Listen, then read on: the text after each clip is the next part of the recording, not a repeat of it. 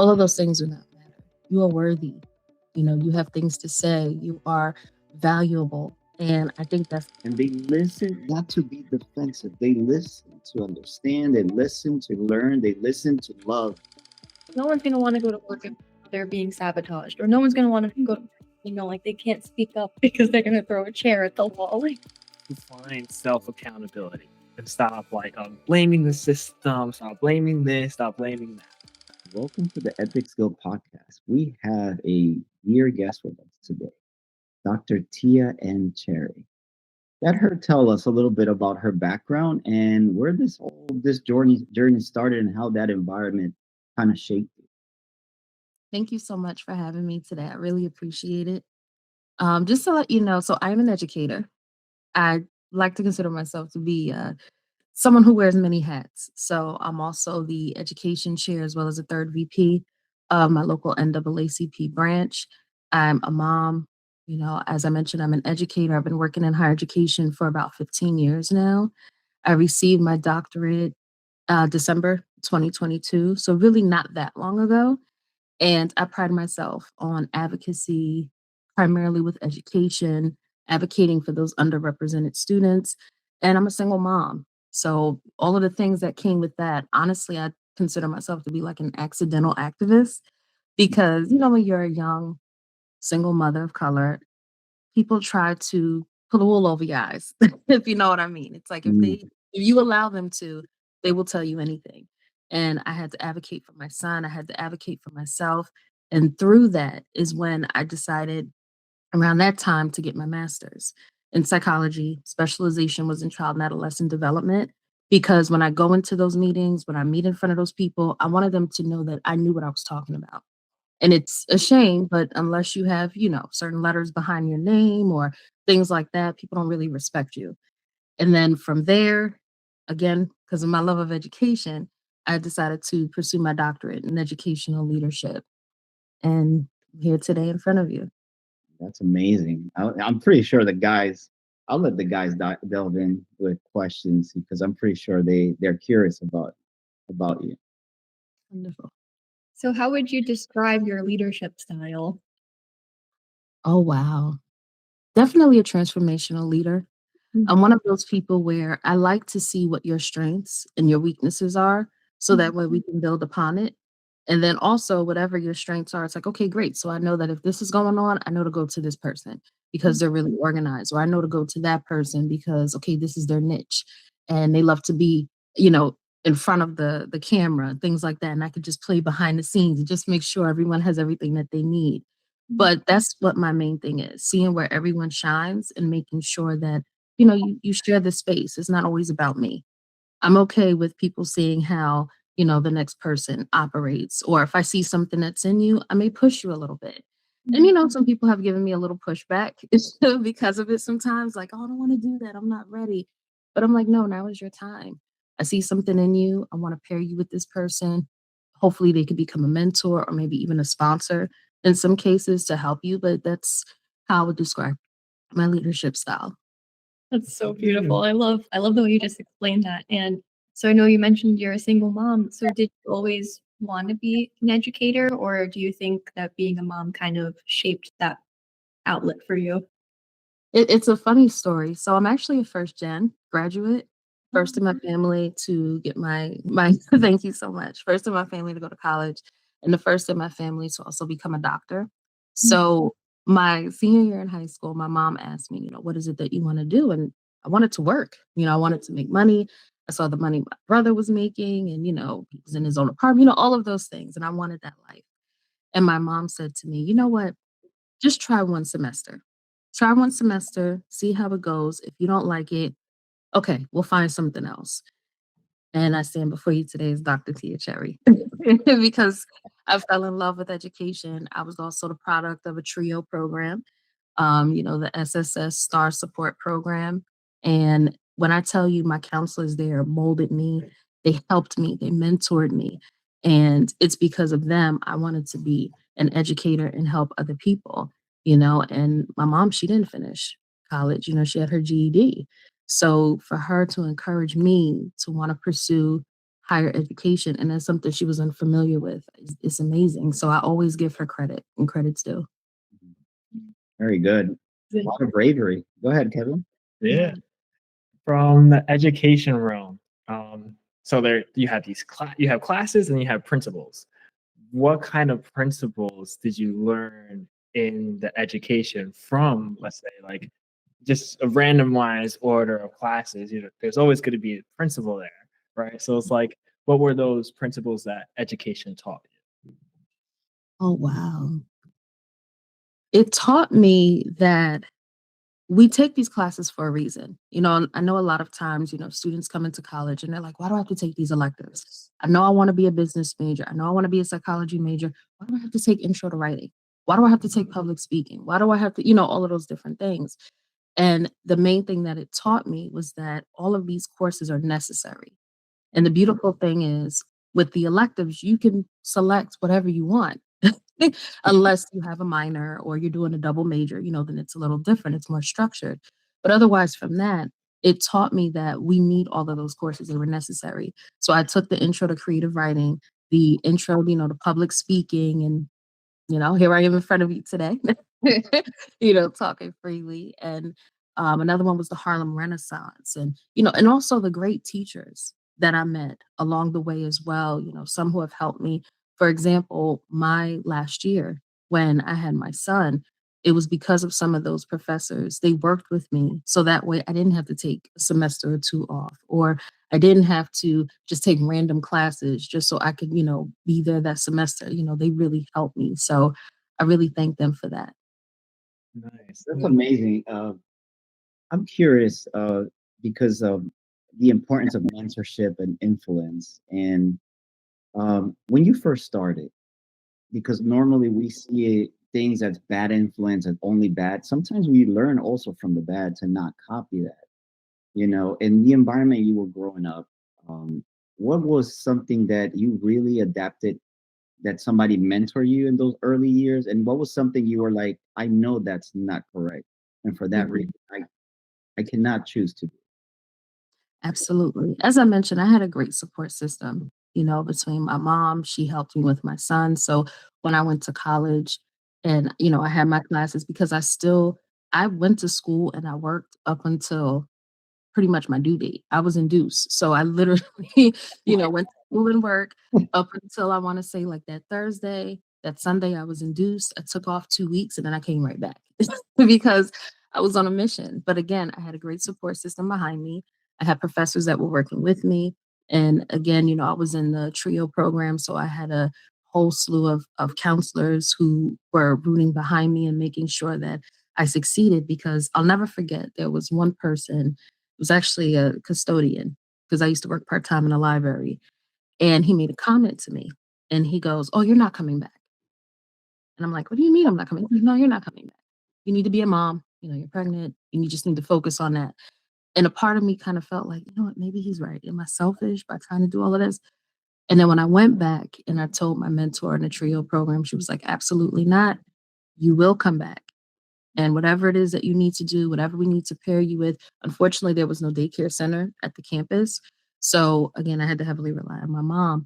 But it was comments like that that actually fueled me, where I know for other people that could deter them.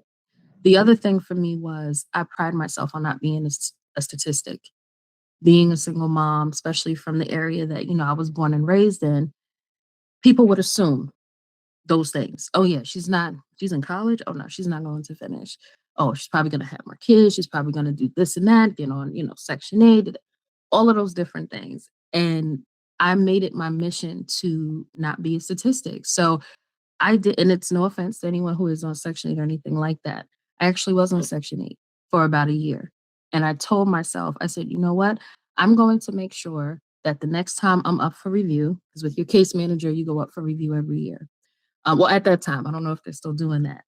And sure enough, the next time I went up for review, it wasn't even 12 months, it was the 10th month. I exceeded the income index, so I no longer qualified. So I pretty much made sure, like I said, I will refuse to be another statistic. And that's one of those things that follow me even to this day. I'll say to myself just to keep me on track, because you can do you can do whatever it is that you put your mind to, I love regardless of what the outside noise says. I love the fact that you were able to fill yourself with confidence and not with and pride, because you worked hard to achieve these things. And even though you needed the help and the aid, you were able to be thankful for it and use the time to build yourself up. And that takes a lot of confidence. And I really admire how you were able to distinguish confidence versus ego and pride, Mhm. where people can easily fall into that realm that is very destructive. As a matter of fact, you took the route to build yourself. Going in that realm, because I know there's something that we were talking about imposter syndrome. Kind of like dives into a little bit of that. Let's talk a little bit of what was that like to Mhm. to first see it, face it, and then cope with it and challenge it, and then overcome it. Well, it's funny because I didn't realize that's what it was until I read Michelle Obama's book, Becoming, and then I could put a name to it. And then a lot of things started to make sense for me. A lot of things started to fall into place. And it's funny because the position that I'm in now, literally the first workshop that I did was overcoming imposter syndrome. And it was because we were having a brainstorming conversation about a 2-day conference we did at the time. And when the associate dean at the time mentioned it, I said, you know what? I can do that. I can do that workshop. Mind you, never did it before. And I was struggling with it myself. But one of the things that I knew I had to do to overcome it was to face it. So I did my research. I made sure that I put all the information together, came up with a survey, all of those things. So that way, not only could I speak freely about it, but I could also help the students that were in the room. And believe it or not, that was therapy for me. So as I was doing this workshop, little did they know, this was also a form of me healing myself. This was also me talking to that inner critic. This was also me, overcoming that stage fright and overcoming certain things, so that way, instead of talking, instead of like fussing with my hands, I used to do some of these different things they teach you, where like if you have your hand in your pocket, you squeeze your thumb. Or, like just little things like that. So to everyone else, you come off so cool and confident, but deep down inside, I'm like, oh my goodness, I hope they can't see how nervous I am. I hope they don't realize it's the first time I'm doing this workshop. And it's one of my highly requested workshops that I do both at my university and for the public. Nice, nice. Yeah, I gone through imposter syndrome before too, and I realized it's like in the beginning stages, it's like it feels like it, but it's like you're going through the actions of it, which then doesn't make it an imposter anymore. Because you're going through the actions. It's different if it's like, oh yeah, I'm a speaker, but then it's like I never spoke before, right? Versus like, oh, I'm a speaker. Let me just speak. And it's like, okay, I can put myself out there, right? So it's such a difference with the imposter, like starting off and getting into it. It's still like a little lag between it. It's like, oh, it's my first one. But am I really a speaker? And then it's like, well, I got a good like reaction from all the crowds. You know what? Let's try it again. And then next thing you know, you're like, I am a speaker, and the confidence starts building. I think that probably goes into like any like course of life where people are trying to improve themselves. Because yeah, right. Because when they hop into something that they want to improve in, it's like you have these beginning stages where you're not fully there yet. Like you're just starting off, like a baby when it starts walking, it trips a lot. So it's a baby stage, and then you start getting into the adolescent stage of the activity, and you're like, oh wait, I can start walking. Let's start running, and then you're on a full sprint from there. I love imposter syndrome. It's always hard to overcome until you really recognize like, oh, I got stability while walking now. Exactly. And the other thing is too, I want people to know that because the name says, oh, syndrome, it's not in the DSM manual. It's nothing like that. It's not a mental illness. It's just some people call it imposter phenomenon or, different things like that. But it's all about feeling like a fraud because these are new spaces that you are in. And sometimes people even question, okay, are you really battling it? Or is it what the outside world is forcing upon you? Because you are, let's say, the first in your family to go to college, or because you are the only, let's say, Black woman in the classroom of people who don't look like you, or because you are the only Black male in the space that doesn't recognize you, things like that. So it's like, is it really within you, or is it because of what society is putting on you? But again, just because it's a syndrome doesn't mean it's a mental illness. I want to make sure people were aware of that. Definitely. And it's the number one reason why a lot of people procrastinate. And the importance of understanding some techniques like the ones you use, grounding techniques, to keep yourself present and not delve into anxiety of that, thinking like, I can't do it, I can't do it. The Yeah. thumb grounding exercise is beautiful. Like, this is why I believe there needs to be a better connection with psychologists. Just the fact that you can learn so many techniques where you can actually ground yourself and prepare yourself to not procrastinate anymore, and not, feel like you're that fraud, like you're saying, because Mhm. you're armed with little techniques like breathing, like grounding, like, taking making your thoughts a more positive, making your thoughts of a positive environment. Little techniques that people can teach you so you can empower yourself in those moments. And I love what you just said. The thumb exercise is beautiful. Oh, I'm yes. pretty sure Autumn has some questions there too. First, I just want to say thank you for coming on here and sharing your story. It's impacting me Thank so you.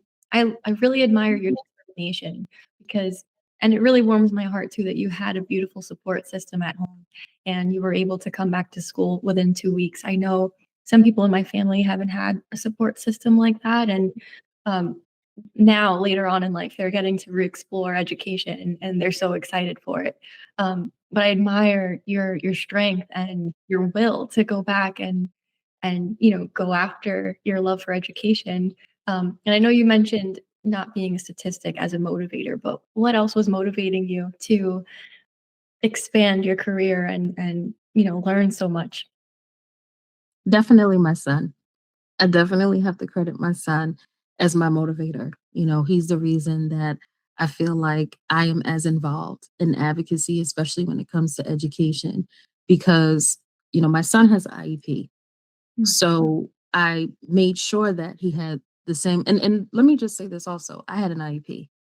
And I always say to people, I went from an IEP to an EDD. So it is possible, so it is not a stigma. Please do not think that people are judging you. You'd be surprised at how many people are walking around with things that are diagnosed and undiagnosed, but they refuse to get help because of the stigma surrounding it. Please get yourself help, whatever that may mean. So with my son, I made sure that he had the same footing as I did, if not better. So just to rewind a little bit. So when my son was in pre-K, where I'm at, they do pre-K for 2 years. So the second year, when I saw his work, I said, this looks familiar. And my mom, she was a bit of a hoarder. It's her first grandchild. So I looked in her closet, and of course, his old work was there. And I said, wait a minute. If this is the same work that they're giving him, how is he learning?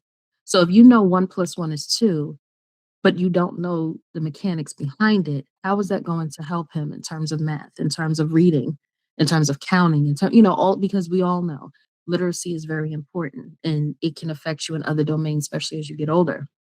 So when I went to the school, I explained to them, and my son he's always been tall for his age. Even now, he's 6'5", he's only 18. So I said to them, I said, you know what, is there anything that we can do? And they said, oh, well, okay, maybe we could try this, we could try that. He took a test, he missed it by 1 point. And I even observed him because I wasn't a helicopter parent, but I wanted to see what was going on. And even when I looked through the little, mirror they have in the door, I saw that he's just sitting there, he's swinging his feet, he was bored. They tried to say, oh, does he have ADHD? Does he have this? Does he have that? No, he's bored. My mom and I, we had him at home counting and reading and doing all these different things. So now when he comes to this setting, I'm thinking I'm doing a good thing. I'm putting him here. He's going to be around other kids. He's the only child, put him around other kids and he's going to learn. And it actually was a step down. He was bored. So again, he took the test. He missed it by 1 point. And when I spoke to the principal, I said, come on, he missed it by 1 point. Clearly that shows you that he can do it. He's capable of doing it. She had no clue who gave him the test, when he took the test, and that was unacceptable to me. So I remember calling my mom and I said, you know what, not to alarm you, but I'm going to take him out of the school and I put them in private school ever since. But I know that that's not every parent's situation. And it made me feel like, okay, well, how many other parents, single parent or not, how many parents are in this situation where they're going by what the school tells them, and yet their child is just getting passed along, they're not getting the services that they need, they're not being stimulated. And then I took it a step further. How many young Black boys are in this situation? So I made sure, like I said, I pride myself on helping those who look like me. Even if you don't look like me, you need help. Okay, let me give you the resources. As they say, too much is given, much is required. So I didn't go to school all these years, gain all of this knowledge, have this experience just to keep it to myself. That's not what God intended. So that's why I make sure I continue to do these podcasts and workshops and webinars and different things like that, and getting involved with the NAACP because I wanted people to know, no, you can enhance your social capital. You can change your situation. You can do better. And even for those who are first gen, it may seem like a lot is on you, and it is, but it's also because you're the first in your family to start that business or to go to college or to break the mold, whatever it may be. And I always say break generational patterns. I don't like to say curses because I'm very conscious of the words that I use. Very, very empowering. Very empowering. And I know one of the things that you're very passionate about is about self-worth.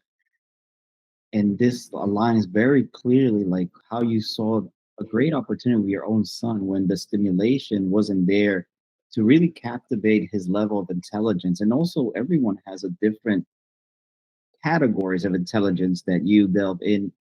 Like for example, if memorization is your thing, and you got to remember most of our tests are based on memorization, It is. and it's tailored to say like you're smarter because you can memorize something, not Exactly. so much tailored to like for example somebody that's creative or somebody that's more manually I have a lot of admiration for plumbers and carpenters. Try to do what they do. Exactly. Just And try. it's a lot of men in those fields. Yes, and a So I lot of always encourage students, I'm like, hey, if you want to pick up a trade, you don't want to go to college, okay, let me help you. Because there's a lot of money to be made. trade school is amazing. Like for example, what Autumn and Kevin do, photography. You have to be so creative. You got to edit videos. You got to have social skill sets. You got to convince them that this is the right picture for you because it's a memorable moment. If it's a Exactly. wedding, it's there's different levels of intelligence we do not measure. And Yes. it's so unfortunate. Like I believe like there's probably many Einsteins we just passed by because we just couldn't measure their intelligence. I Absolutely. want and talking about this, I know that self-worth is very, very big for you. Yes.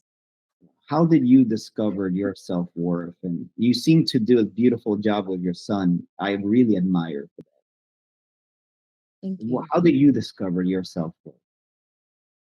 How did I discover my self-worth? Well, first off, I want people to understand that you are worthy. You are enough.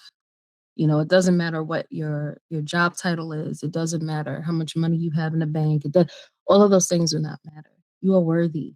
You have things to say. You are valuable. And I think that's the thing that I had to realize was that I couldn't attach my value to what my job was, what my bank account looked like, who I was dating, who I associated myself with. It was no, it starts within me. And then once I did that inner work, that's when all of those things came into play. So, I had to take accountability. It's very easy for us to say, well, it's because of this person I'm like this. Well, it's because that didn't happen. No, you have to take accountability. I took accountability. I did the inner work. And honestly, I even had to isolate myself for a little bit. So during this time, I did lose some friends because I wasn't available to go to the party. I wasn't available to go to the housewarming. I wasn't available, to do those things because I was working on myself. And deep down inside, I was also hurting. When you start doing that inner work, it's a beautiful thing, but it can also be an ugly thing, because you start to realize, oh my goodness, I settled for this.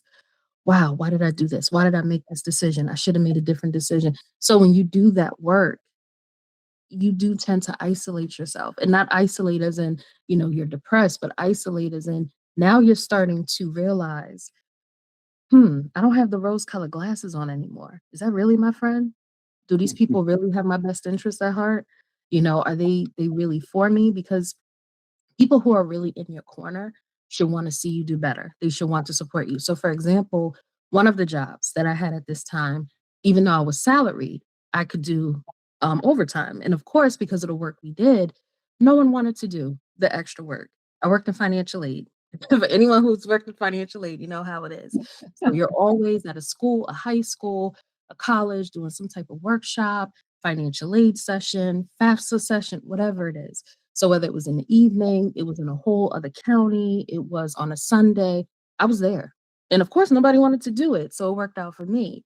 But in the midst of doing those things, like I said, I wasn't available for my friends' social events. And even though in my mind, I'm still supporting them, I'm saying congratulations, happy birthday, this and that, it wasn't enough for them. And that's okay. And I don't blame them, right? Because we all require different things of our friends. But the ones who are in my corner saying, you know what, I see this opportunity for you, or here's an opportunity for you to make money, or you know what, I'm going out, but why don't you take your son?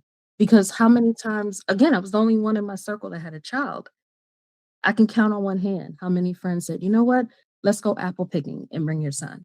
Let's go to the movies and bring your son. Let's, all of those things help. You know what I mean? So you don't feel so isolated. But doing those, like I said, doing that inner work and separating myself, realizing that the people that I lost really wasn't a loss. It was actually for the best, because now I'm in a situation where the people who are in my circle are meant to be there. Those are the people I can depend on. Those are the people where when I'm feeling low, I can call them. Matter of fact, I don't even have to call them. They just know, you know what? Your post was a little off. Are you okay? I haven't heard from you in a while. They check up on you, all of those different things. And that's what assured me that not only am I on the right path, but I did the right thing. And ultimately, for me, that's how I was able to find my self worth and be as confident as I am now.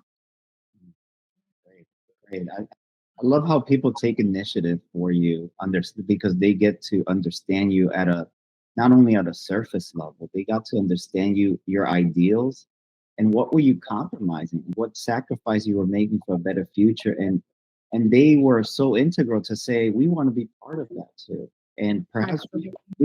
we might not be able to hang out every day, but guess what? Maybe that one time a year, or twice, or 5 times a year is what we need right now. And then when you're loose, when you have that free time, now we have all that time to reconnect. Exactly. And the thing that was bothering me was the fact that, and it's nothing against anyone, who wants to party every weekend, who wants to hang out, who wants to do the happy. Great, more power to you. But for me, I felt like, okay, I'm doing this, but then I'm going home to a one-bedroom apartment with me and my son and my mom. Okay, so I'm doing this, but I still have this balance from my master's. That's what was holding me up from pursuing a better paying job, from pursuing my doctorate. Okay, so we're doing all of this, right? And we're having fun and all of that great stuff, right? But how is that helping me? How is that helping me build a future for my son? And those were the questions that I had to ask myself. It was almost like I had an out of body experience where it was like, wait a minute. Okay, you're having fun, but how is this helping you in the next 5 to 10 years? How is this preparing you for your future? And unfortunately, I didn't even have to cut people off. They, in a sense, they cut themselves off. Yeah. Well, but I noticed a lot, like we brought this in another podcast before. When people invest in themselves, other people also recognize the investment in them. So it's like that circle of friends that stayed close, like they recognize you're investing in yourself. You're investing in the potential future. And so for them as well, because they see that investment in yourself, they could get inspired by it and be like, oh, maybe I should start investing in myself as well. Like Dr. Tia is doing such an amazing thing, setting herself up for her 20 years of future and doing it right now versus the ones who are having fun, going out and partying and all that. Like it's not to put anything on them, but it's just like it's not too much of an investment for that future. I mean, it's for the moment of now, but like let's say you go out like one night and you spend like $100 on a drink, on drinks, it's like you just blew $100 in one night Yeah. for a couple of drinks, so rather than like, oh, maybe I could put that $100 in a savings really fast to put that into education. So that's one of the things in there. Now, I guess with people investing in themselves, how did you also recognize that your close? How did you recognize that the close friends were there and they were yeah, I remember you were talking about the post. I'm sorry. So you're talking about the posts that they were there, like they'll recognize like little things of like, oh, are you a little off, or is this something happening? Like they'll see it in the moment. Um, I guess I kind of want to like flip the question a little bit to a new topic. Is that okay? Yeah. Sure. Okay. So for education in the digital front, and how do you see education changing from being online from in person? Because online opens up a wide avenue of platforms to learn from, versus in school in the institutions, it's like you have these teachers, so the teachers are educating versus like somebody who's trying to find education online. Maybe they don't have enough like resources to go to the school for things like that, but there's so many free resources that are on the internet. How would you advise somebody who maybe doesn't have the financial resources to go to school, but still wants to be educated? How would you advise them to use one of the free resources online to educate themselves, or maybe to find connections with people that also want to be that also are investing in themselves, et cetera, et cetera. Absolutely. So there's definitely things like Coursera. There's LinkedIn Learning. There's also, I tell people to take it old school. Go to the library. There's so many different postings that you will see on the bulletin board. There's so many workshops that are going on where you can walk in and you can find the information. I recognize that everyone doesn't have the same support system as I had. And I tell anyone in a minute, start with your libraries. If your school has a guidance counselor, you know, go to that guidance counselor and talk to them, and even if you don't feel like you can talk to the guidance counselor or you can't find them, you don't know who they are, Google. Google is your friend. The Mhm. other thing is being a part of the NAACP and being the education chair. I also pride myself on, doing different posts, like my Facebook page is public. So that way, when I post about different scholarships, we also have a scholarship where we are giving away 3 at the moment. But you have to live within our catchment area. So we definitely, post about that. And again, even if it's not one specifically from my branch, if I do come across anything, even if it's something like a fellowship, if it's a internship, externship, whatever it may be, I make sure that I post those things on my social media. And the other thing is too, when you do your searches, whether you're on LinkedIn or somewhere else, do a hashtag, whatever it is that you're looking for. So it could be hashtag fellowship, hashtag grants, scholarships, whatever that may be. And I guarantee that you will find it. Now, you will have to comb through it just to make sure that it applies to you. But there are actually even other institutions out there that are offering free courses, whether it's Google or it could be, even something like, I believe, Harvard, and some of, the other Ivy League schools. Sometimes they also have free courses that people can take. And from there, that's how you can also build your knowledge if you want to go back to school. And believe it or not, there's so many scholarships out there for people. So even if you're left-handed, even if you have a hobby in bowling, whatever it is, you can find a scholarship so that way you can go back to school.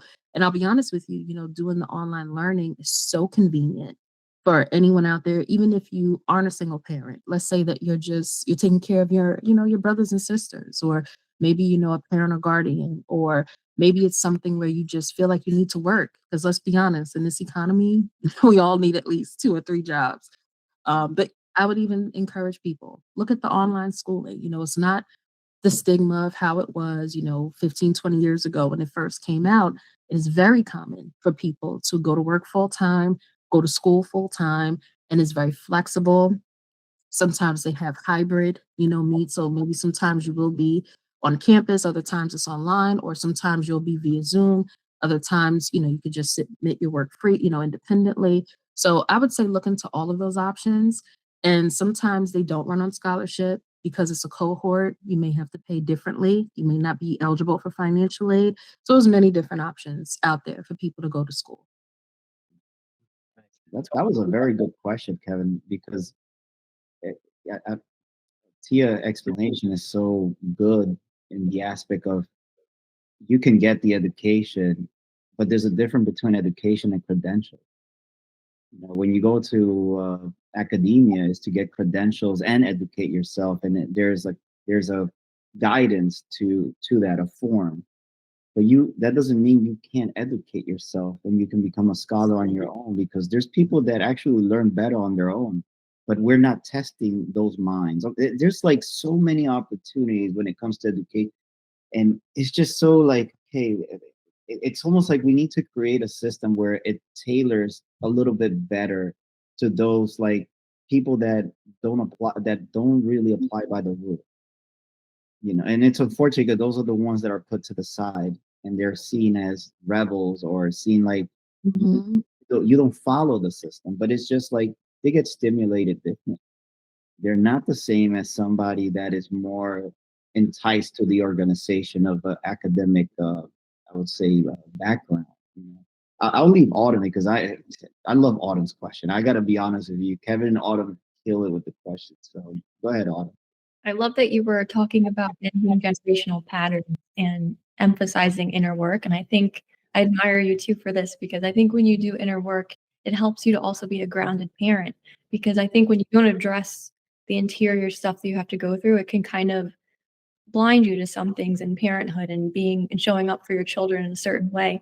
And I love that I feel like that's what makes you a strong advocate. Even when you were talking about observing your son and you notice certain things, I'm like, oh, the mama bear came out. Yes. Yeah, oh my God, I love mom's advocacy because they're the superheroes that we need. I'm curious, what are your opinions on homeschooling versus private school versus public school? Because Mm. recognize that your son's learning pattern is different. And I wonder, yeah, I want to pick your brain. What are your thoughts? Because I know everybody learns differently, and what are the benefits, or you take it from there. Absolutely. So there have been some statistics that have shown that homeschooling actually does work, especially for students of color. Now, in terms of private schooling, I recognize and I'm fully aware that everyone can't afford, the price tag that comes with private schooling because it varies, in terms of where you live and where you like to send your child.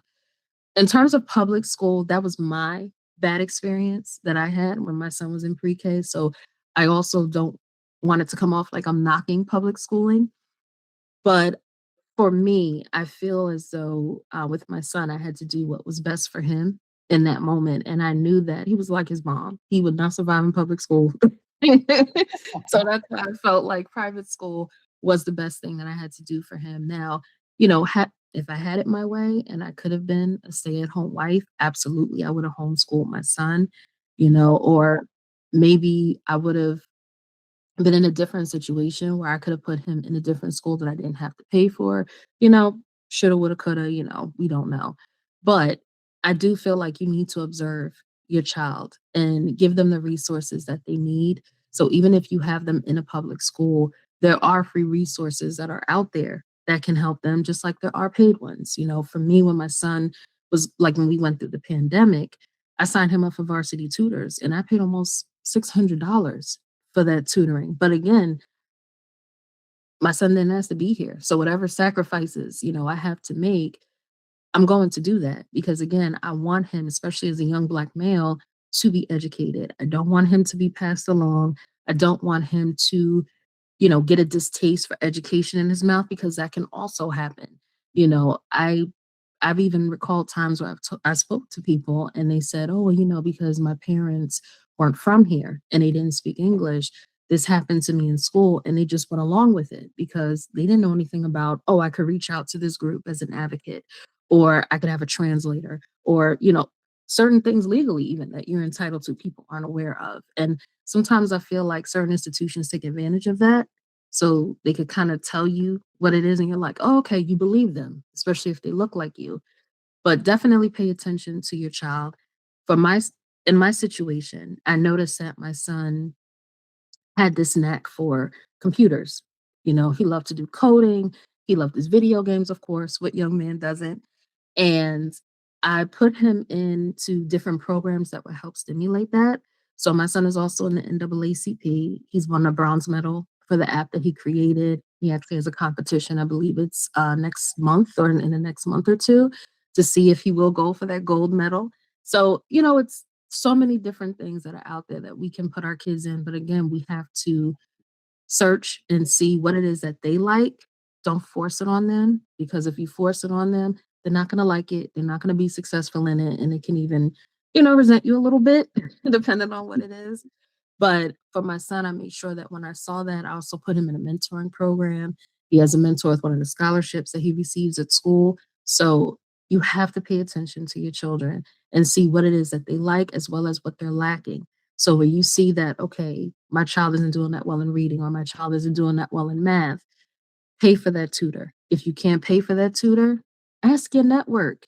How many of us have friends that are teachers, and see, okay, hey, what works for you? Or you have an after school program, or hey, can you tutor? I mean, if they're your friend, they should be able to say, hey, I can even tutor them for an hour or two for the week, even if they can't do it consistently. Or again, go to that library, see what resources are there, what books are there. Even with the SAT, even though my son received SAT prep in school, I still went on Google and I purchased the books and we did it together. We did the worksheets. Like, you have to make sure that whatever school that you put them in, you still have to make sure that they're learning. Again, like I told you with the 1 + 1 = 2. Okay, do they know that from memorization, or because they actually know the mechanics behind it? Because literacy is very important. I firmly believe there's so many young people out here, especially between the ages of 18 to 24, who we may deem as delinquent, or like you said, they're a rebel, they're a misfit. And really and truly, it's because they can't read, and no one took the time to see, okay, can this child actually read, or are we passing them along? You know, I'm pretty sure you also saw I think it's two articles now, where there were the students that are suing their school because they graduated. One was like at the top of the school and he can't read. So again, we need to definitely make sure that we're paying attention to our child, which is also another reason why March 27th at 7 p.m., I'll be doing a webinar with Dr. Jacqueline Blanton on research-based strategies to help parents increase literacy at home. Because again, it starts at home, regardless of which institution you send them to. Wow, that's amazing. I don't want to. Can you give us a little bit of a sneak peek? What are some maybe points on what parents do to I help? was curious too. Well, what I'm going to encourage you to do is tune in, so that way you can learn more about it. But Like, definitely read. Number one thing I would say is to read. And it starts as early as when they're in the womb. So actually, let me rewind a little bit. Even before you conceive, you want to make sure that you are at your healthiest, you're the best version of yourself. And then once you do decide to become pregnant, while the child is in the womb, read to them. I know you've heard of the things about people putting the headphones on the belly, listening to Mozart and different things like that. All of those things help. And then even when the child is born, continue to read to them. Please do not stop that. Read to them before they go to bed, even when they go to school. Reach out to their teacher. See if there's, especially that pre-K through third grade, that is the most crucial period for them. So you want to make sure that whatever they're doing in school, you want to make sure that you mimic that at home or enhance that at home. Go on that Amazon. We go on there anyway to go shopping. So look for those books. Dr. Jacqueline Blanton also has a book called It Takes a Village. So I want you to make sure you get that book as well. So that way you can look at those worksheets and you can do those things at home. And even if you don't have a child right now, it's good to prepare. And even if you decide to mentor a child, the biggest thing is read with them. And it can help them even with like their math. It can help them later on down the line in life. Like you'd be surprised at how important reading is. What I'm noticing, sorry, but what I'm noticing in the street a lot is like a lot of parents they kind of give their children phones, tablets, things to soothe them from the world, from their chaos. But it's like it's I think it's destructive that they do that. And then in schools, what we heard is like a lot of kids are now learning from videos now. It's kind of like they picked up the habit from being in like a 2-year-old holding a phone, like just on YouTube, then going into school and learning from a video again, right? So I guess for the parents that also have it kind of like that give their children a phone to soothe themselves, like how what kind of content would you suggest that those parents give to their children? Because like they're doing it anyway, but it's like, you know what? If they're gonna do it, let's give them something that a content that maybe they can actually utilize, right? Like so I guess like what kind of programming would you pass down through that? The number one thing that I would say is, as the parent, you can control what it is that they do. Take that phone away. Mhm. What I used to do with my son is during the week, I only allowed him to watch TV after a certain time because even if I came home, an hour or 2 after him, I would encourage my mom, "Can you check his work for me?" Gives her something to do too. And then I would tell him, "Wait until I get home. I wanna check your work." And then he would have like maybe about an hour or 2 that he could watch television. And of course, it would be like Nickelodeon, Nick Jr., things that were age appropriate. And even with that, whether it's on TV or it's on YouTube or whatever, you still have to monitor the content that our children are watching because you'd be surprised at the innuendos, the subliminal messages, things like that that they're sending to them. But I would say take it away from them. Have them pick up a book. Have them go back outside. Can we do that again? Go back outside, play, color, draw, stimulate them mentally, do all of those things. So I'll be honest with you, I really couldn't recommend a good site that I would encourage parents to do because I want them to get back into the habit of doing more family time, playing those board games. I remember when I was growing up on Sunday, that used to be our family day, whether our family came over and everyone cooked. And then even when I had my son, Sunday became that day where we were playing Uno, we would cook. I had my son in the kitchen with me. He would be fake cooking. Like, I want us to get back to that space where we turn off the tablets, we turn off YouTube, we turn off the television, and we get back to getting back into each other. Because as you all know, there's so much going on in the world right now. And I feel like we need to get back to us. And it starts, like I said, it starts in the home, it starts with the parents. So please be careful, even if it is monitored on YouTube as being like, oh, it's kid friendly and things like that. Sit down with them and actually see what it is. Because sometimes, and I've done it too. Okay, this is a kid friendly show, it's a cartoon, it's animated. Oh, he's fine. And then sometimes from the kitchen, you hear certain things, you're like, wait a minute, what did they just say? Or maybe it's an ad that pops up that's completely different from the content they're watching. So that's why I would encourage parents to just take it away and let's go old school. Let's go back to those coloring books, going outside, the double dutch, and, whatever it is, going for a walk in the park, different things like that, and talk to your children to see what exactly is going on with them, what's going on in school. I would like for us to get back to that space. Mhm. That's beautiful. I'm sorry, I just have one more question. What would you recommend for kids who are embarrassed to ask for help with their learning, or they recognize that something like they're not grasping information correctly, but they're embarrassed to go to their teachers, their parents to ask for help because they don't want to be singled out. Hmm.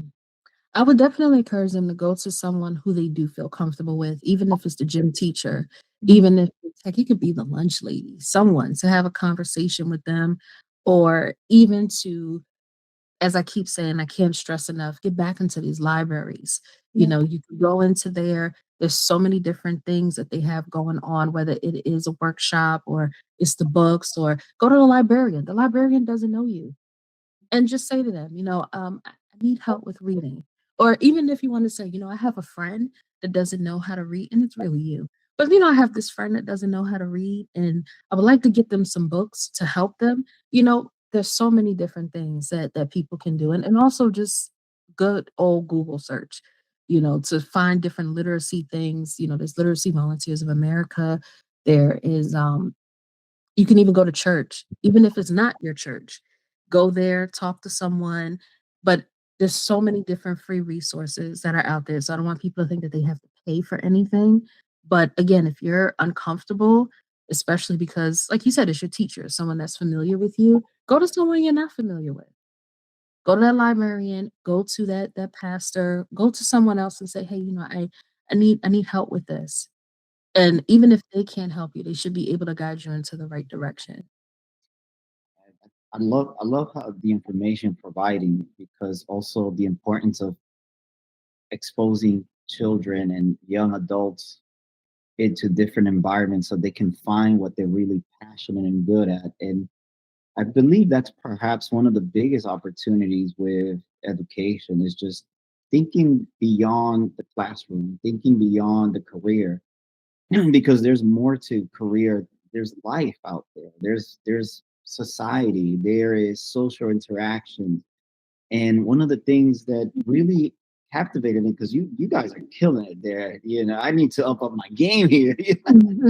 Yes, wonderful but question. but one thing that I love about what you're talking about is the importance of self accountability. Perhaps providing a cell phone is the easy way out to not taking your children and exposing them to different environments, because you believe that that phone is going to do all of that.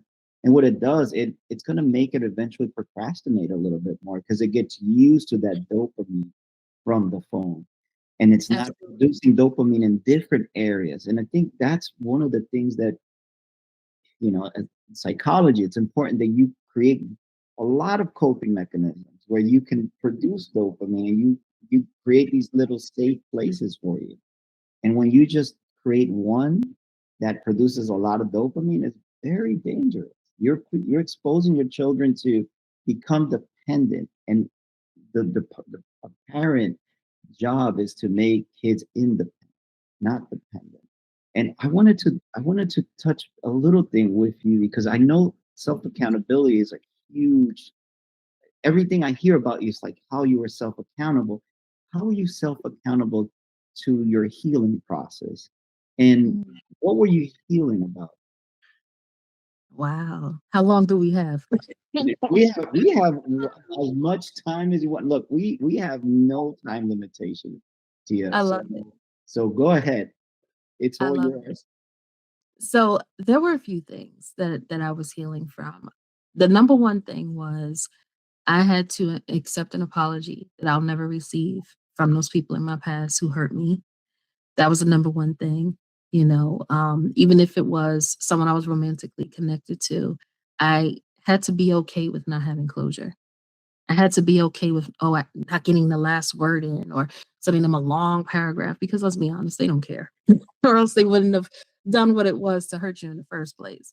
Mhm. And it also took a lot of forgiveness, even from myself, forgiving myself for dealing with certain things that I knew was beneath me, dealing with certain people who I knew didn't mean me any good, or people who are using me, and things like that. And honestly, even with my father, my father and I, we had a strained relationship up until a couple of years ago. And I'm so glad I was in a space to receive it, because when I reconnected with him, when I tell you, him and I have been connected at the hip ever since. Like, that is my best friend. And again, it was because I was in a space to receive this. Now, had this been 10 years ago, probably wouldn't have been in a good situation, or I probably just would have walked away altogether. The other thing is I had to be okay with being alone and accepting that I'm making the right decisions for myself. And I also had to set up boundaries. And It could have been romantic relationships, it could have been with friendships, it could have even been with a job, because that's the other thing. I feel like so many times when we talk about, like, healing and things like that, we always talk about relationships, but no, friendships too, jobs as well. You Going there. need to We're set up going those. there. We're going there Exactly. You too. need to set up those boundaries because people fail to realize that when you are broken or you're dealing with imposter syndrome or you're dealing with, whatever it is, certain behaviors that you have can also, affect the relationships you have at work or even your inability to recognize you're being taken advantage of or there's a toxic situation, even those situations. And again, the same thing with friendships, so I made sure that I kept those boundaries. And when I felt like, I was being taken advantage of or I wasn't, you know, people didn't recognize my worth, things like that. I knew that it was time for me to bow out gracefully. And you don't need to make a scene. You don't even need to make it known. It's between you and God or whoever it is that you believe. And again, you have to have those boundaries in all situations. Mm. And it, your approach is not to, is to actually create something positive out of that experience and not victimize yourself. And that is Absolutely. really, and that's really hard to do for a lot of people because a lot of people believe that being brave is calling attention and that people see you as this person that can withstand the storm. But it's okay to be vulnerable and cry. Instead of, It and is. I like the fact that you didn't build walls, you built bridges where you can cross safely and create new ways of empowering yourself. And that definitely took you to where you are today. And how amazing it is in this path. What was the identity you found in yourself? Because I'm pretty sure you found something very valuable going through the hardship, uh, all these emotions. What identity did you found that you thought you never had? My strength. I didn't realize I was as strong as I was. I thought that, oh no, I had to be with these, group of women because we've been friends since, high school or since college, or, oh no, no, no, I need to be with this person because no, all you need is you and God or whatever your faith or belief system is. So what I found for me was my strength. I found my voice. And I'll be honest with you, ever since I found my voice, I haven't shut up. So I make sure I will say it from the mountaintop. I even talk for others when they're not able to. I will be your mouthpiece and be, the person that I needed when I was going through whatever it is at that moment. So I definitely found my strength. I found my voice. I found my independence.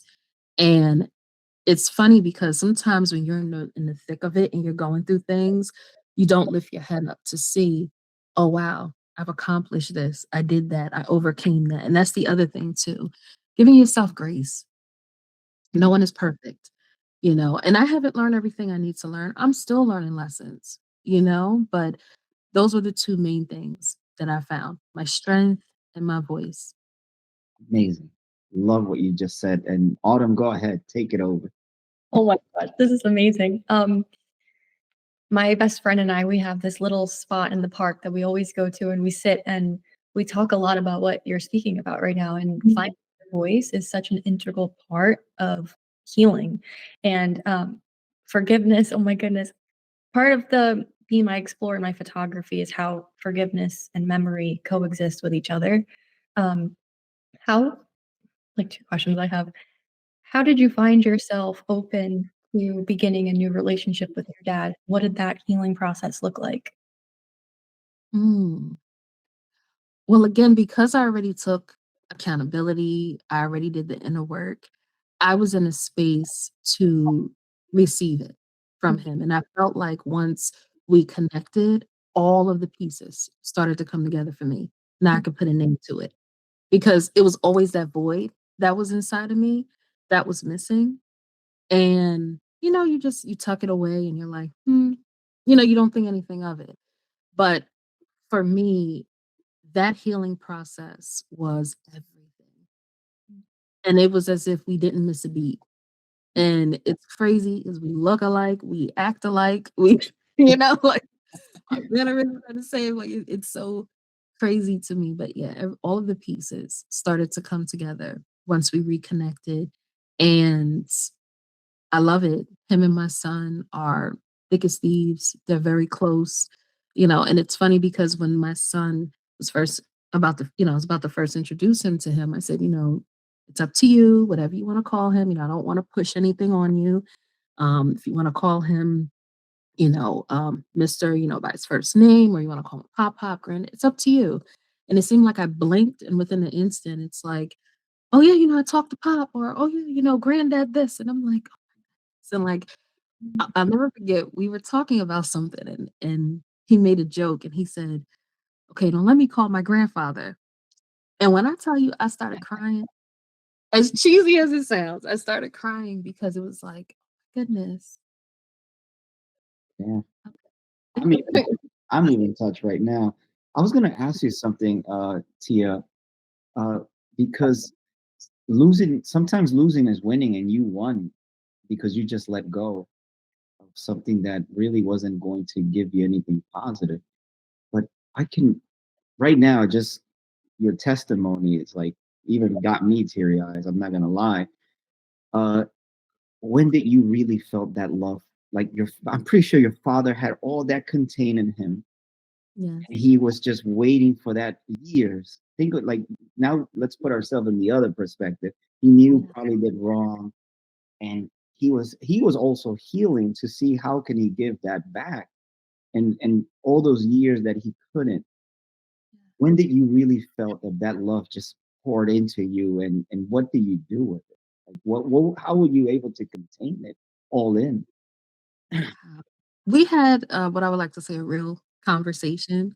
And it's a funny story because I went to this one organization, and we were trying to work on this partnership for interns. And the gentleman said to me, "You know what?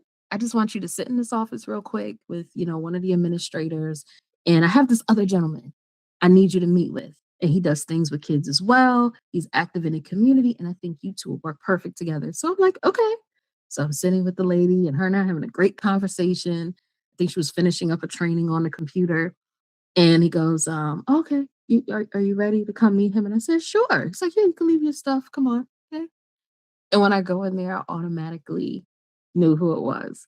Like, we both had the same facial expression, and when I tell you, everything just it just fit, Mm. Like, whatever I was feeling, whatever I wasn't feeling, whatever I meant, it just went away. Because, like I said, at that point, all the pieces came together. Now I could put a name to it. I feel like a lot of my issues with men that I had was centered around the fact that my dad wasn't there. So it definitely affected the types of men that I chose, and, the way that I carried myself. And when we had that conversation, so many things came together for me. He has showed up for me. He, even when I didn't ask him to, like, it's just been amazing. It really has. Well, and showing up when being asked, that's a huge act of love. Oh my goodness. Exactly, exactly. And even going back to your other question about what I was healing from, one of the other things that I was healing from was, I lost my boyfriend in 2015 from congestive heart failure, and he was only 36. And that was another thing that I had to heal from. But before I could really heal from that, not even like 6 months later, my mom had a massive stroke, to the point where we didn't think that she would still be here, and coincidentally, I was home that day, and I was a workaholic. Honestly, I think to an extent I still am, but for whatever reason this day, I decided to, like, actually use my comp day, and and she had a doctor's appointment. So, as she's coming out the bathroom, I heard a thud, and, when I went in there, I saw the condition that she was in, and I automatically knew something was wrong. I didn't know it was a stroke then. I just knew something was wrong. So I kept talking to her, and I'm like, "Oh, Mom, getting dressed now. Okay, I'm calling 911. Okay, But honestly, I think a part of that was also calming me down because if I really, like, thought about what I was doing, I probably would have lost my mind. And fortunately enough, and the doctors even said this, I saved her life because had she had been there by herself, the longer that you're in that state, you lose oxygen to the brain. So it could have been fatal. And then she had open heart surgery after that, had to go through an extensive amount of therapy and things like that. So it was a lot that I was going through, which is why it took me so long to finish my doctoral program. It took me 7 years because I always tell people life happens. So you may have this thing where you're like, you know what? I'm going to go to school. I'm going to be done in this amount of years. I'm going to get married by this age and I'm going to have this amount of. But life has another way of working out for you. And I've learned that everything happens for a reason. And so I had to heal from those things as well. Like, wow, like if he was still here, I could have been my husband. Or wow, if I wasn't, so it was a lot of things that I was going through. And I'll be honest with you, to this day, sometimes those thoughts still creep in, but not as heavy because no one is perfect. Like I said, giving ourselves grace. No one is perfect. So you're still going to have those moments, but you have to make sure that depending on what those thoughts are, they aren't persistent. They're not consistent. They're not dark thoughts, things like that. Because when they are, you have to seek help. You have to talk to somebody. So those were some of the things that I was healing from. Amazing. With the when like dark thoughts come up, I always try to figure out like what is the silver lining? How can I transmute it into something that's good? Yeah. Like Yeah. And it's good when you can recognize it because some people can't. And then they start to spiral. And that's where the overeating, the over drinking, and, that self medication comes in. But I'm fortunate enough where now I'm at a place where when I start to feel like, okay, I'm not feeling like myself, okay, let me call this person. Or you know what, let me go for a walk. And we all know how seasonal depression can be as well. We're always in the house, it's dark, things like that. Work out, I have an exercising bike in my room. When I start to get in those moments, I hop on the bike, listen to some good music, read a good book, journal if you can, or phone a friend. And hopefully that friend uplifts you and, doesn't feed into that mood because we have those friends as well. But yeah, when you recognize that about yourself, like I say, change the channel. Do something else so that way it can put you in a better space. And also monitor what you're watching on social media, not just on TV. You'd be surprised at how certain pages that you follow, certain people that you see often can also contribute to the feeling that you're feeling. So at the beginning of the year, I made sure to delete a lot of different people, unfollowed a lot of different pages. And believe it or not, it changed my algorithm. So when certain people are like, "Oh, did you see this? Did you know about that?" And I'm like, "No, that happened because I don't follow those pages anymore," which is a good thing. Like that. Yeah. Yeah. I call my best friend the boundary queen because she's so great at setting boundaries. How would you model boundary setting for somebody who struggles with it or doesn't believe in their voice or doesn't think that anybody would listen? Hmm. I would start with praying, Mhm. journaling. That, believe it or not, had also helped me to get to a place where I was. Also, I know you all are aware when you do things for a certain amount of days, it becomes a habit. Or even if you write things on a mirror, if you write things on a post-it and stick it on your mirror or your laptop, whatever you frequently see, you'd be surprised at how those things can help you. Reading books, whether it's self-help or maybe it's trying to teach you whatever it is that you're trying to become. You're trying to become stronger, you're trying to heal, you're trying to resolve certain conflicts. All of those things will help you. And again, look at the pages that you follow. Are you following people who are uplifting you, who are encouraging you to set those boundaries, to be a better person, giving you those affirmations, things like that? Be very mindful of the things that you follow. And also we have control of the things that we do, the things that we see. So be mindful of who you're surrounding yourself with. If you're surrounding yourself with people who make you feel like you don't have a voice, you don't matter, or you have a hard time setting your boundaries with, those aren't your people. They really aren't your people. And it's okay to take breaks from people. And if you take breaks from people and you realize that your life is actually flourishing and better without them in it, that's a sign right there as well. And again, surround yourself with people who are going to uplift you. You know, I happen to be a part of a great sorority of women where whenever I start to feel down or I feel like, oh my goodness, this opportunity didn't come through for me, or I know that I can literally call on any one of them and they will support me, they will uplift me, speak life into me. And as I mentioned, even when I don't say anything, I get those that will randomly check in with me. Hey sis, I haven't heard from you in a while, just checking in. Or hey sis, just wanted to know how you're doing. Am I gonna see you at this meeting? You know, like little things like that. Oh my goodness. I have to say, I think this is my favorite episode yet. You are incredible. I'm literally, this is life giving right now. I'll ask one question, but thank you for sharing. That was so personal about the grief you experienced, and I'm so sorry you went through that. For people listening, grief has many faces and many stages.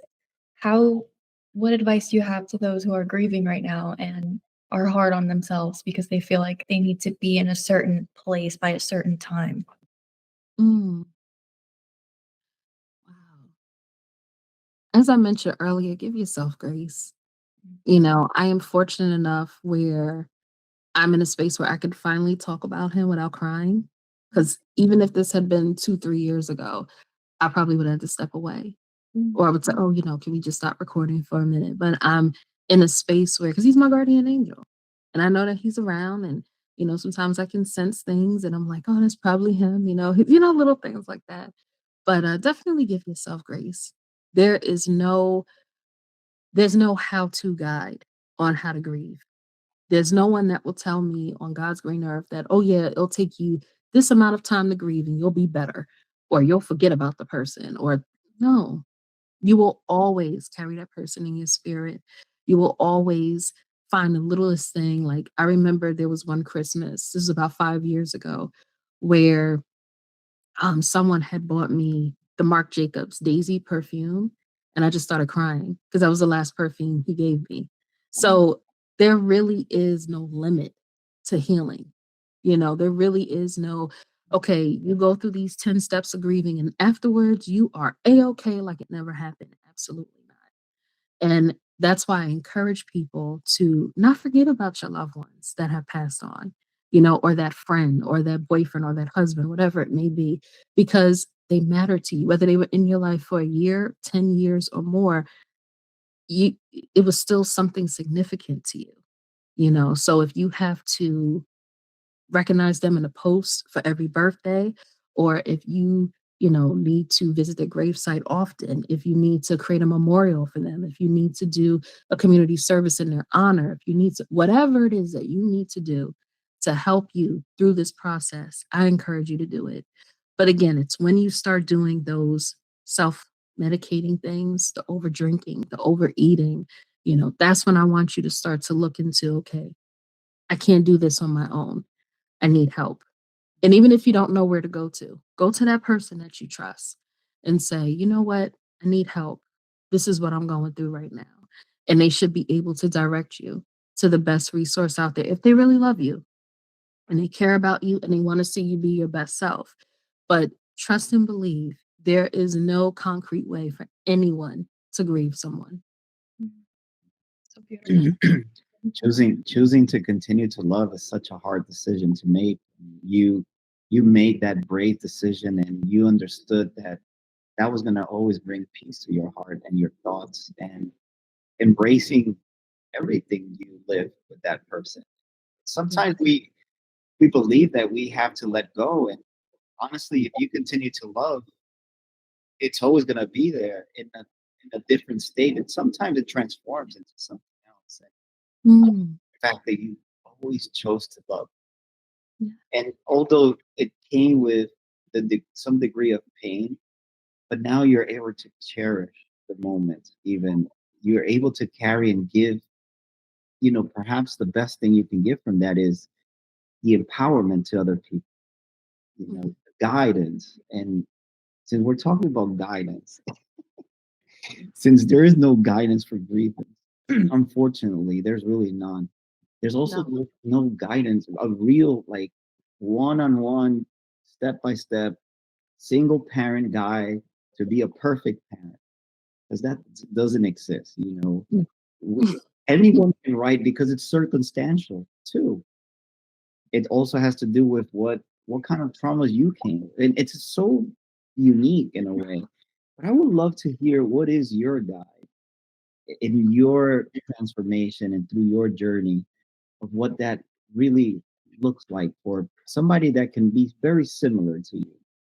Mm. I would say stay true to yourself and your morals and your beliefs. As I mentioned, I had a great support system growing up, and even that still surrounds me. For those that don't have that, I want you to find your tribe because believe it or not, family isn't always going to be blood. You know, there are people out there who are going to care for you and look out for you, and again, who want the best for you. And for me, my guide is always, of course, putting God first, and then ultimately knowing that it's not about me. You know, everything that I do is for my son.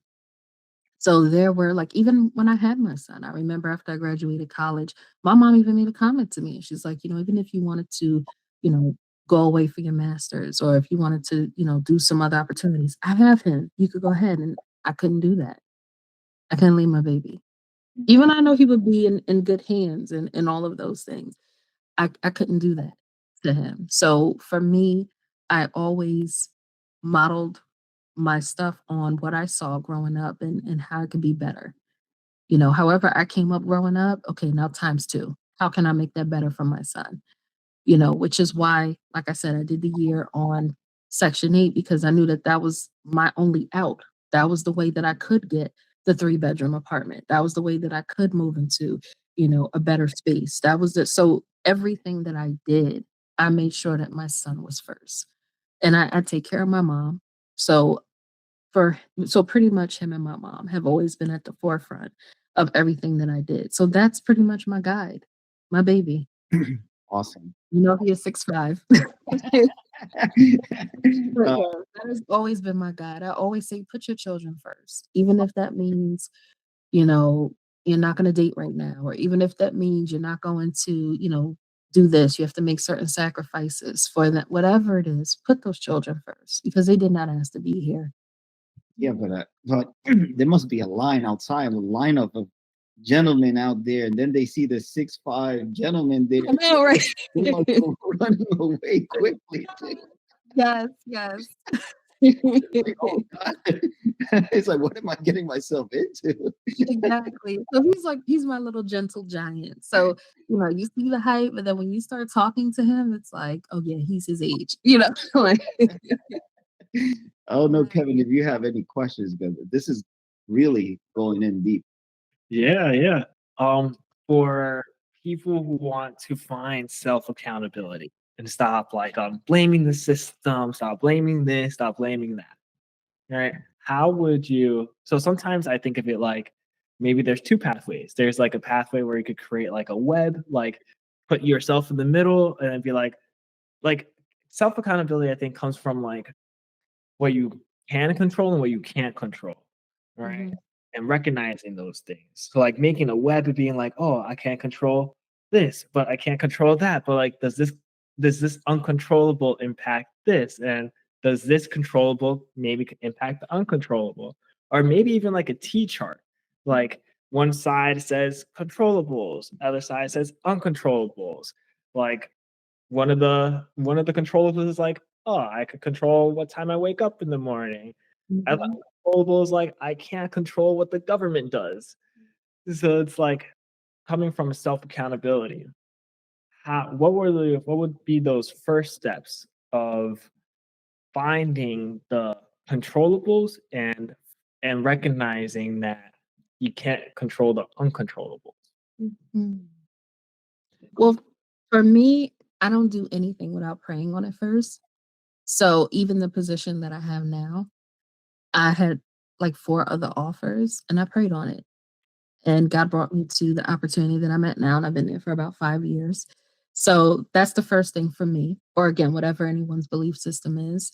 The other thing is, I always say, all I can do is what I can do, and that's all I can do. So we have to accept that there are things that are beyond our control.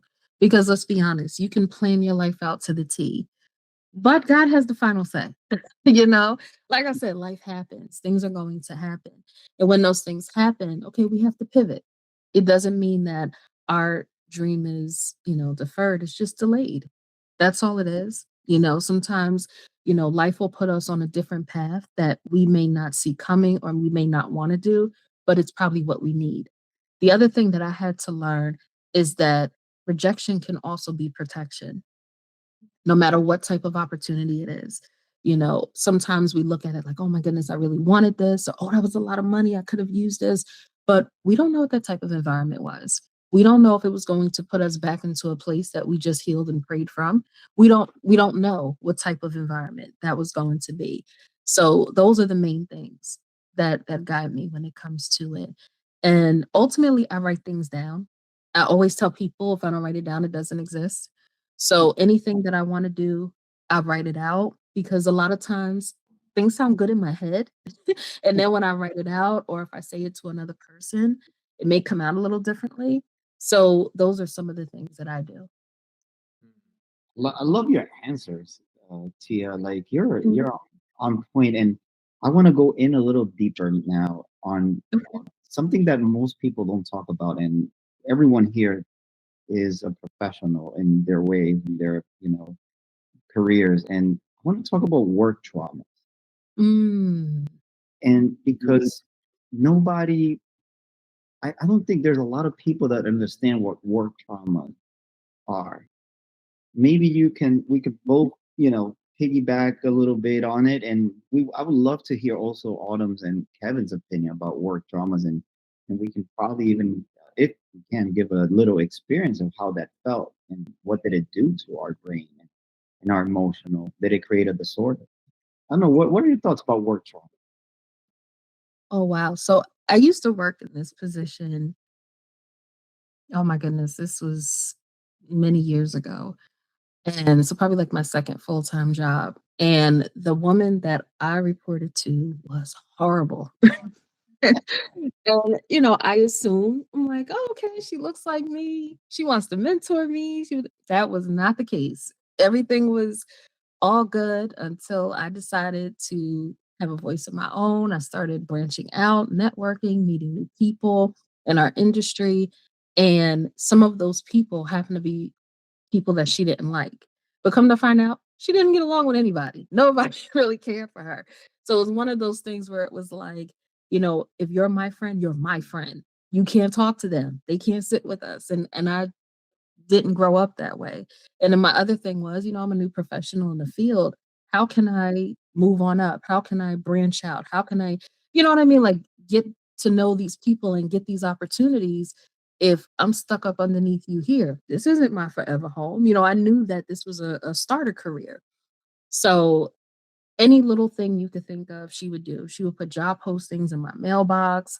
She would like if we had to be there by 8:30, if it was 8:35, she would tell the secretary to call me downstairs. So I had got to a place where I would literally come in, and I didn't live that far from the university, let me just say that.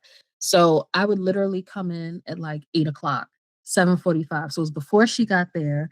And I made sure that we didn't cross paths. So she couldn't say, oh, she's late. 'Cause she would ask the secretary, oh, what time did she come in today? Because the secretary would tell, almost like playing both sides, but she would tell me.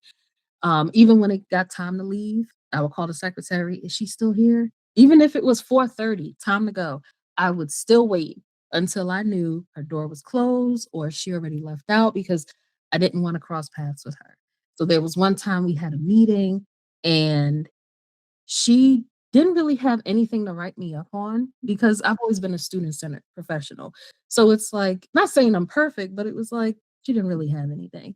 So she ended up bringing up this person who, I started to get very familiar with professionally that she didn't like.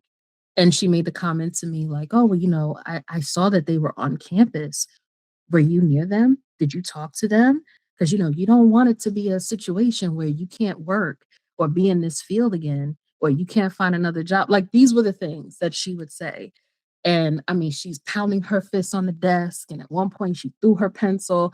And so again, as a new professional, and I'm like, I need this job. Again, single parent. I can't go back and tell my mom this because my mom is gonna come up here with the troops. Like, Yeah, so I, She said the obviously, troops. I love that. like, exactly. My mom's like, I don't have anything to lose. Like, so I kept it to myself.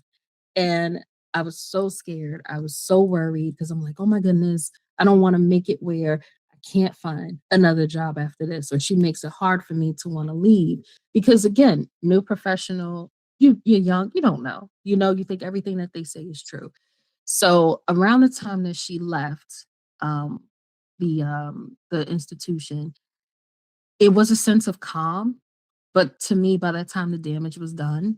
So I was very insecure with different things. I was still almost operating in the same way as if she was there, afraid of my own shadow because I didn't know who I could trust. I told you the secretary's playing both sides. So I didn't know who was really my friend. I didn't know, if other people knew.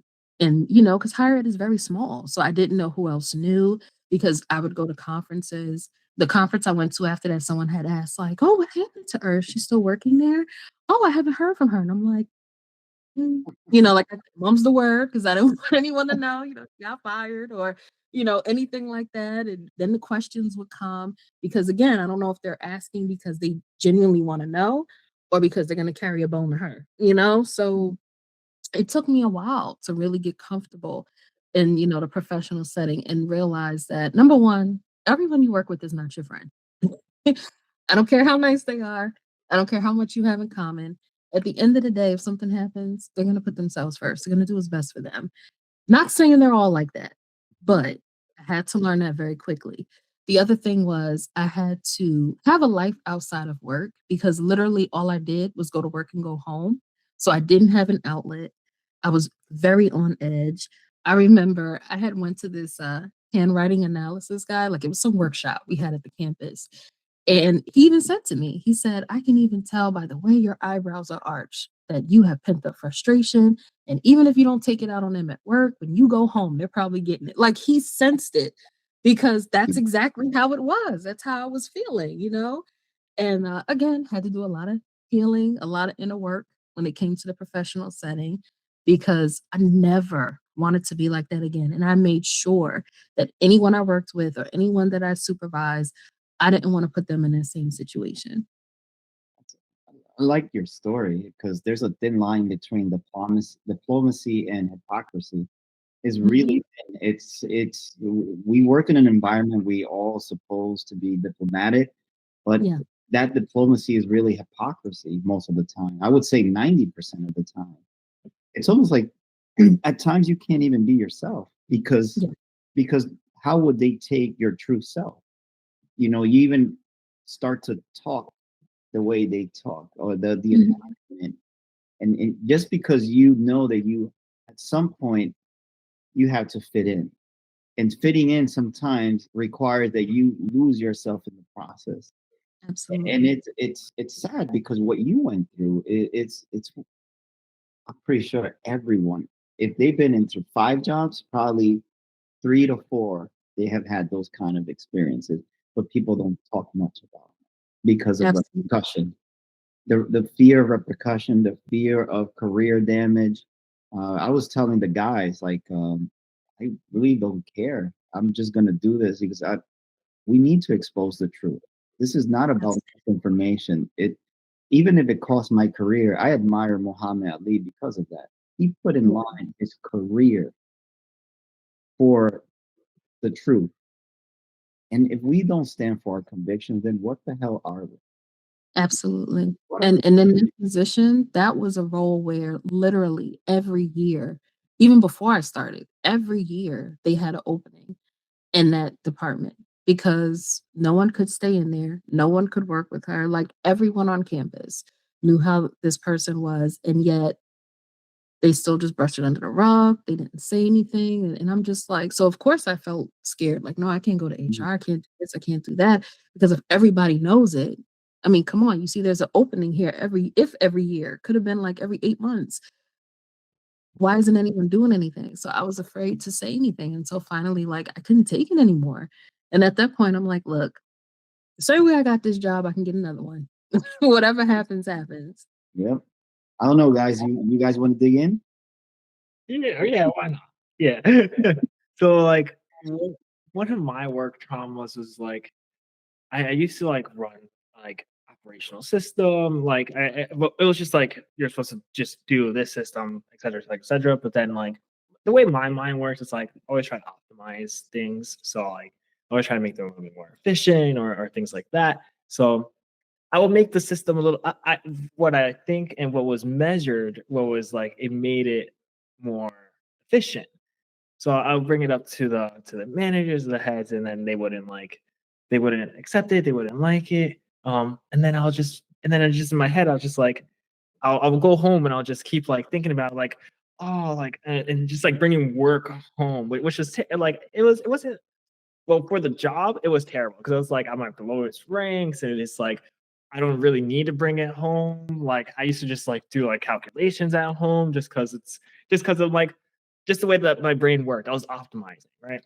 Um, and then I brought it up to like the main boss one day, and then I think we had like a 2 hour discussion, like going back and forth.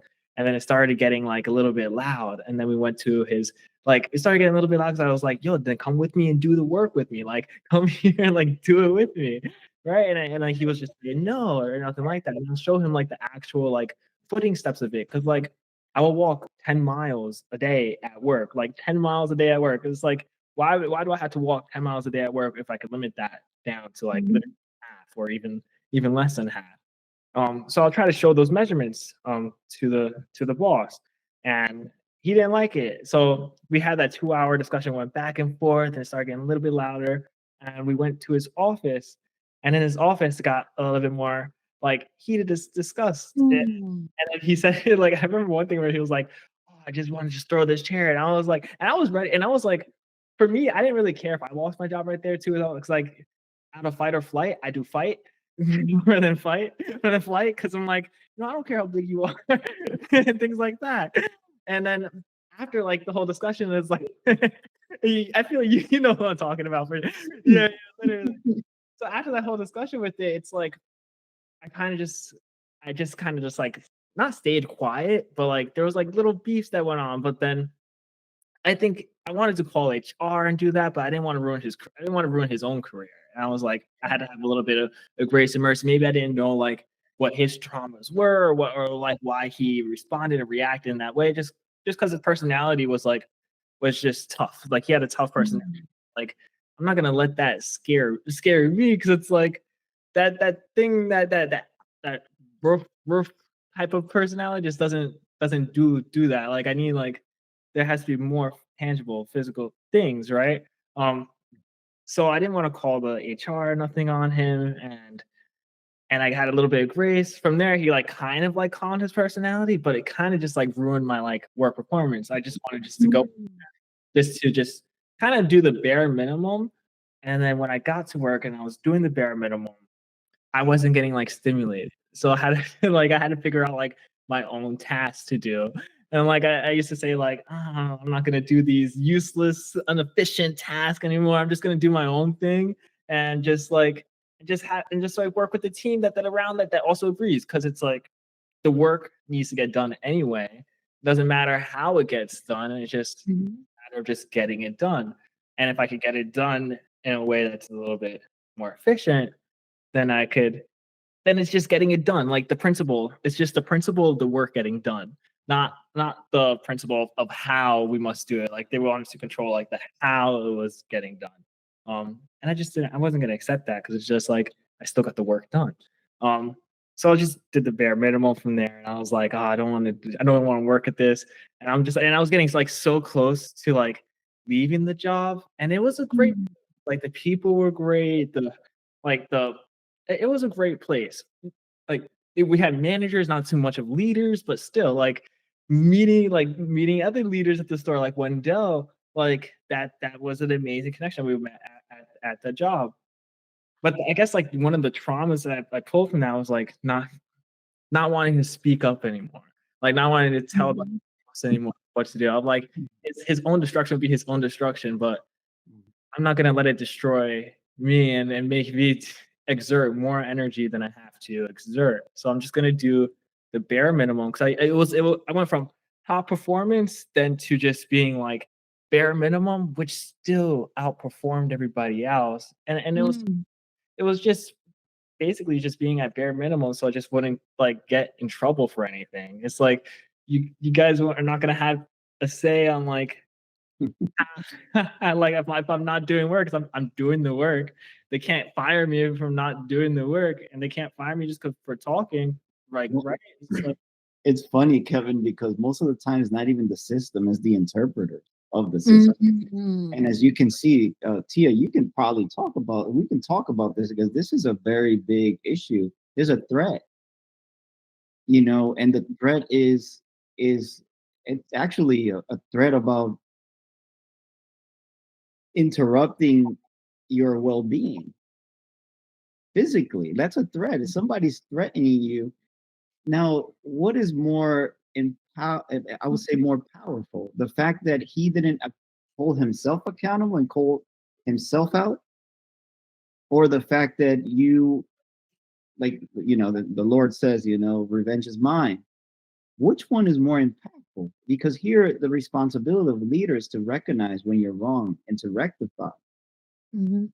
That, I believe, speaks highly about somebody's values and morals and ethics. Because if he was to dignify himself and bring dignity to you, even if the discussion got heated, that's not an excuse to threaten anyone. Yeah. And that tells you the kind of people that we have a lot of times confused in these places of work, where you have real bosses, you have managers, very little leaders, very little. The company, I've been in many companies, and I can count them with this hand, like how many leaders I really met and that has really inspired me and they listen not to be defensive. They listen to understand. They listen to learn. They listen to love, because that's the key. Listening to love. Do you love that person that's talking to you, regardless if they're different, if they think different than you? Who cares? That person needs dignity. And if you're there to not cause more traumas that they can be carrying outside of the job, and now you're creating a hostile environment for them because you want to be at peace with your career at the price and expense of others. To me, it's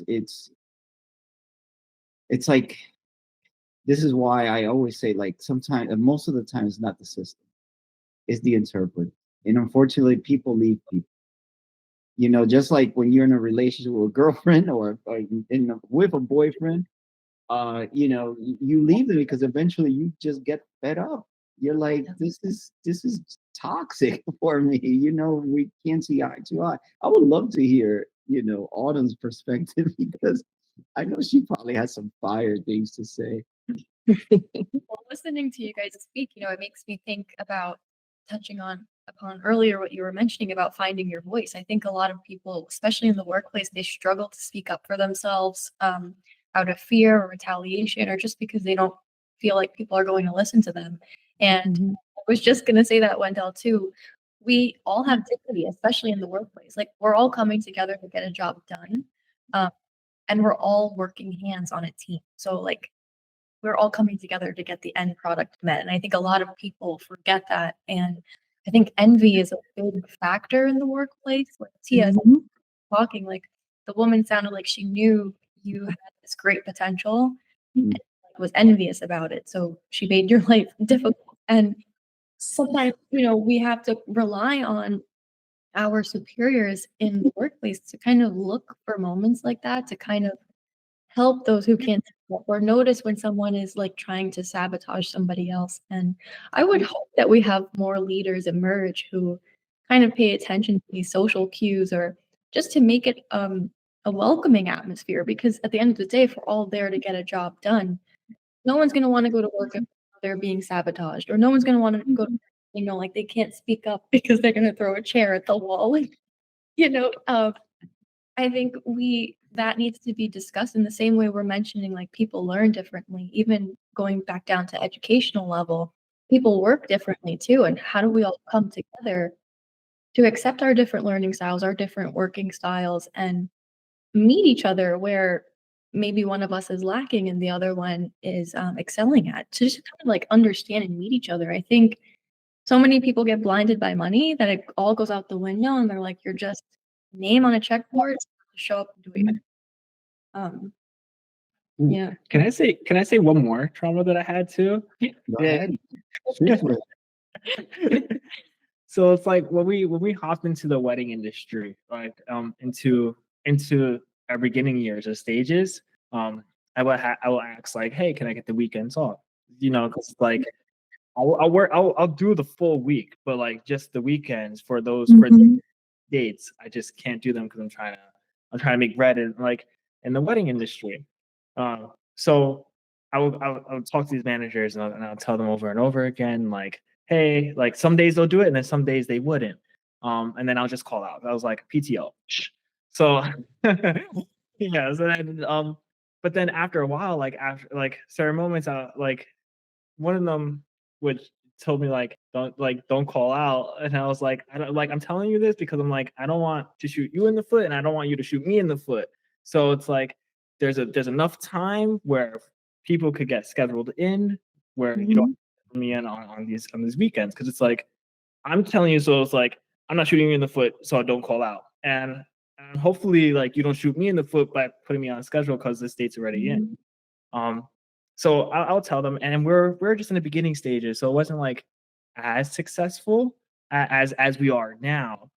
Because like now like you can tell like we left the retail world, so it's here now. But the manager like I remember him telling me like, "Oh, you're not gonna get there. Like, you're not gonna be there. Like, you're not gonna do too well in that. Good luck." Like, yeah, yeah, yeah. And I was like, "Oh, this guy. Like, who is he to tell me like I'm not gonna be where I'm gonna be? Like, what? Like, I'm gonna get up to the top, and I'm not gonna let anybody stop me from that. Like, I'm gonna get there. And if he doesn't believe in it, like, kudos in a sense. Like, yeah, People have a hard time really evaluating potential Yeah. because they don't even all they read is a resume. Like I'll be honest with you, on LinkedIn, I haven't even posted my last job or when I finished my last school because Mhm. there's more to me than that. You really want to get to know me. My resume is 5% of what I have lived. I'm a war veteran. You know, I got shot twice during war. You know, I've been through other countries and I learned other languages. There's more to me than just a resume, Mhm. you know. And as a matter of fact, it's instead of investigating me, why don't you put me to the test? Test me, see my capabilities, see my qualification. And that's why I wanted to bring this to Tia, because when you walk in, Tia, and they come to you and they're like, "Oh, Dr. Tia," everyone's like impressed. Dr. Tia. But we were talking about this briefly, privately, where like people when in the places of work, they have a hard time knowing how to first take the full potential of a doctor in a place of work. I want you to like, let's talk about this a little bit from our perspective and then from Kevin and Autumn's perspective too. What are your thoughts about do they really know how to utilize your academic experience? I would say no. And to be honest with you, that's why I started getting involved in the community and doing a lot of work with the NAACP in particular, because it was a lot of things that I wanted to do in my industry, and it was either no, not right now, oh, I don't see the point in this or that. And, I didn't want to become disgruntled. So I was just like, okay, what can I do? So, like I said, I started taking it to the different organizations and different people in the community, and they ate it up. It was like, "Oh, absolutely. We want this, and we wanna pair you with this person. We want you to work with this person." So, I've done different events with council people, with mayors, with, other organizations because of the things that I had to say, like, it actually meant something, and people don't understand the value of that when people see you. And the work that I do at the NAACP, I do not get paid for, but it fuels my purpose and my passion.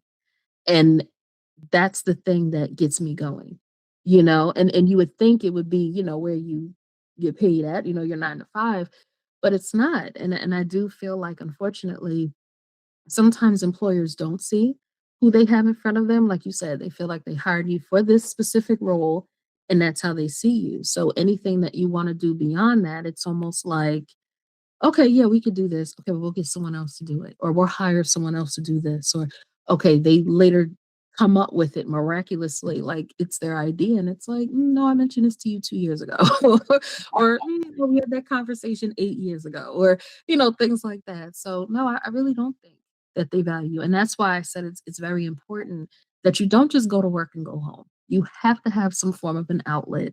No, you don't have to join an organization. No, you don't have to be a part of NAACP. You can do other things, whatever fuels you, whatever your hobby is. Your hobby can even turn into your career, or it can turn into a side hustle. Or you can even sell what it is that you do. For people who are really good at math, okay, you can sell your tutoring services. Or if you're really good at editing videos and helping people with web pages, okay, go on Fiverr, sell yourself. There are many different things that you can do outside of your role, because unfortunately, even though we spend a majority of our time at work, I feel like sometimes people use that, and it may not even be intentional, but sometimes people use that to forget about their dreams. Because what happens after you leave and you come home? You're tired. You don't feel like working out. Sometimes you don't even feel like eating dinner. You just want to go to sleep, or you just want to bury yourself on Instagram, or binge watch something on TV. No, take that time to fuel your purpose, whatever your purpose is, whether it is photography, or it is, like I said, the advocacy work, doing things in the community. Most times meetings happen after 6 p.m. and they're via Zoom, like whatever it is that you want to do those things. Even if you're into fitness, you can also, become a personal trainer online, and have people pay you for your services. Like there's so many different things that you can do. And that's why I always encourage people to, especially my students. I'll have students that will say, oh, I want to be a cosmetologist and go to school. So I'll go to cosmetology school afterwards. And I'm like, no, you could do it now. Take that refund check, and instead of going and getting that Marc Jacobs bag, put it towards a course that you can take in the evening or on the weekends or online, earn a certificate or some type of license, whatever it may be.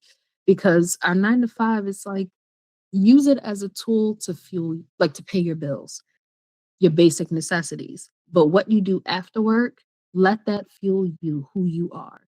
Don't let those dreams die.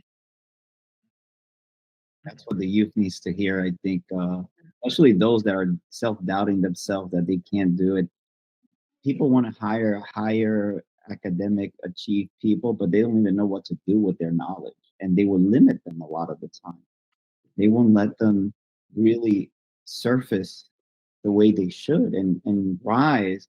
There's a saying, of you hire smarter people to get the job done better. And but the insecurity of those that hire you, it's what is the real limitation. Because they want you to do something and take it to another horizon, but suddenly they're that that awful feeling of disbelief in yourself doesn't let other people launch even further. And it's sad to see that. It's sad to see that that happens very commonly. And myself in that position too. I remember telling people with less experience and less education the same thing. It's like, use me to your full potential, because there's a lot of things that I you can take advantage of. And yeah, it's fine. There's a lot of things you can take advantage, not only because I'm much older or because of the experience or the different leadership roles I've been, but also because there's an academic background too, that I studied, and I became an expert on that. Just like Tia. Tia's an expert in her field. She there That's almost 14 years of school alone. Think about 13. You go to PhD, is almost 13, 14 years of college. That should not be taken for granted. And what I want to ask you, Tia, because we also talk about the pay grade also.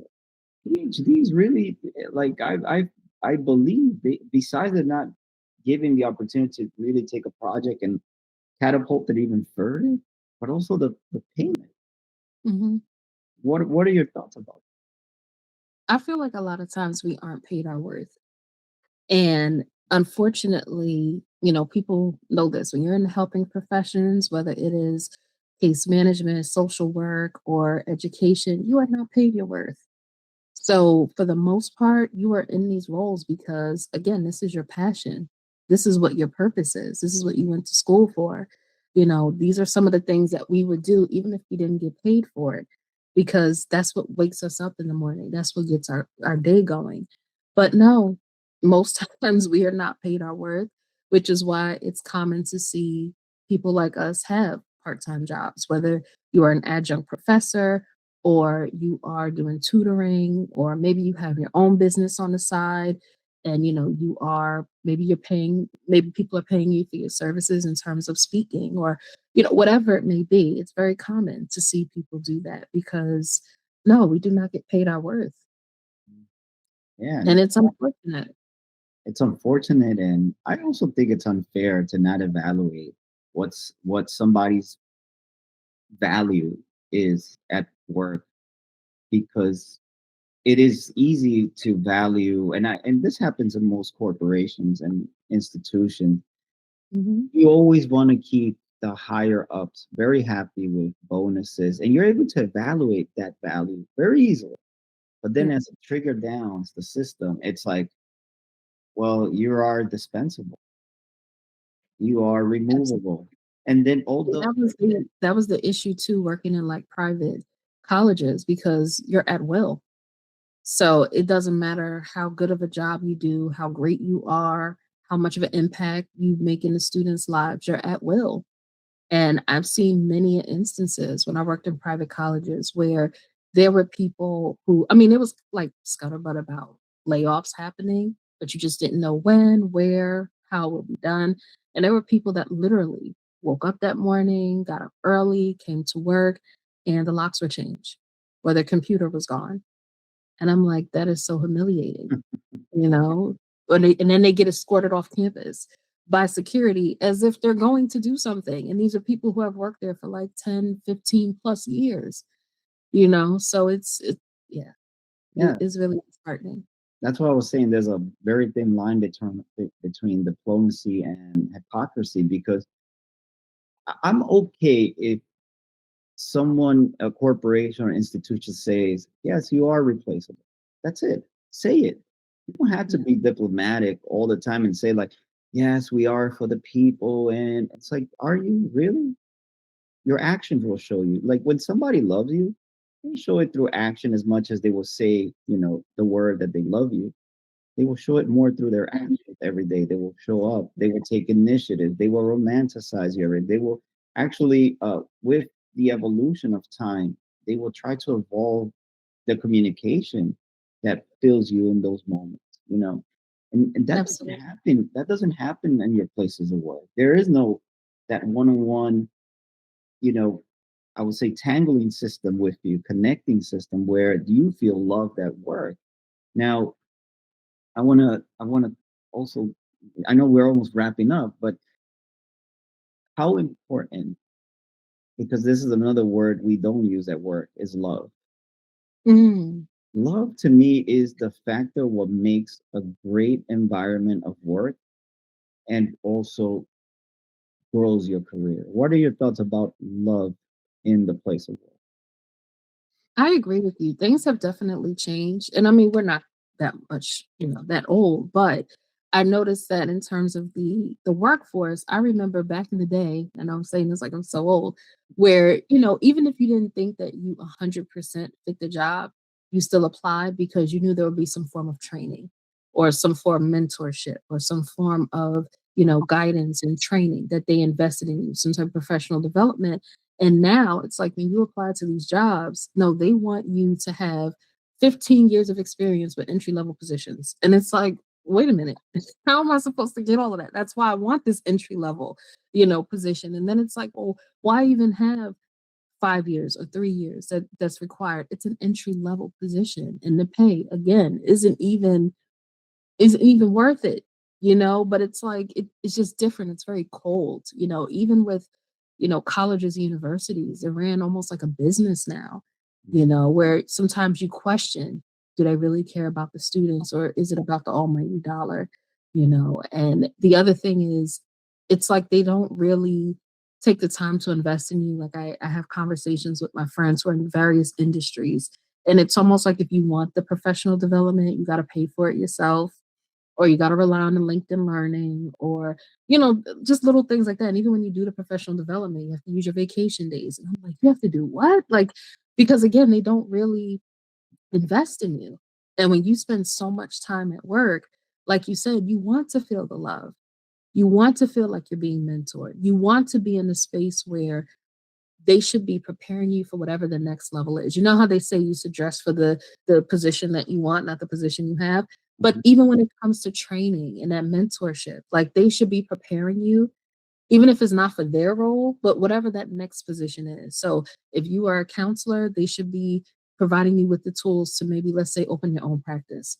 Or if you are an assistant director, they should be providing you with the tools where, okay, now if you wanted to be a director or an assistant dean, or if you wanted to be a provost, or if you, whatever it is, they should be giving you those opportunities of growth. So that way, when you leave there, that's even a bragging point to say, wow, like this person was here, they started as a student and they were our grad assistant and now look at them. They are the provost of this university, or they started their own practice, or they're the top of their game with, whatever it is. That's what it should be about. And I think a lot of times now we don't have that. People are very closed. You don't really know who you work with. People don't go to lunch anymore. People don't really celebrate birthdays. They don't really, it's a lot of those things to me that have changed. Dr. T, I want, because in the realm of training, leadership development, criteria formation, team evolution, that's like my area of expertise. I would love to invite you in one episode where we can delve in a little deeper on that topic with the Okay. team, because I do think that you have very interesting perspectives. But I'm gonna let I'm formally inviting you. And I'm gonna let Kevin and Autumn like wrap it up and ask their questions or any suggestions they have about what we were talking So with I love when how you brought up the how people interpret the system. Mm, Because the ideal system is like you want to hire the smarter people to get the job done better to do that. Because like smart people have a lot of humility too. They know they're not the best, and that's what they know. They're not the smartest in the room. They know they're not the best at certain things, and that's why they go over and hire different specialties. Like Elon Musk, for example, he's so successful in a lot of his businesses because he hires the best, and he knows that he's not the best in certain things, like building a rocket ship. But he got exactly. somebody who knows how to build a rocket ship. So he has like he's playing the ideal system, but then we have the interpreters of the system, the managers and the bosses that don't have the humility to say, "Hey, I'm going to give this guy the upbring so he can make the whole team better." Like Mm, in my view, I think the like speculation is like maybe the managers or leaders feel threatened by someone who is smarter than them, that can get that job better than them, that can do it better than them. And it's mm, like maybe from their threats they try to like inhibit the rise of certain things happening. And that goes like from the heart of the interpreter. Like why would the interpreter not want to see the best get done? Like did they feel like threatened from a certain thing that they didn't want to elevate that person? So it's like leaders, if leaders, managers or bosses who want to become leaders and who are leaders, because remember, we're talking about imposter syndrome before. Once you start walking, you're not an imposter anymore. Once you start taking your steps, you're not an imposter anymore.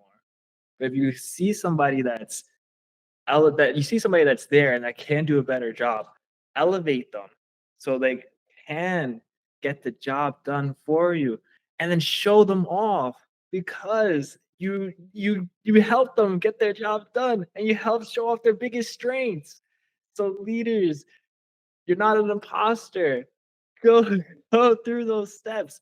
Elevate the people around you, because that's what leaders do. They elevate the people around them. So I just wanted to throw that in there.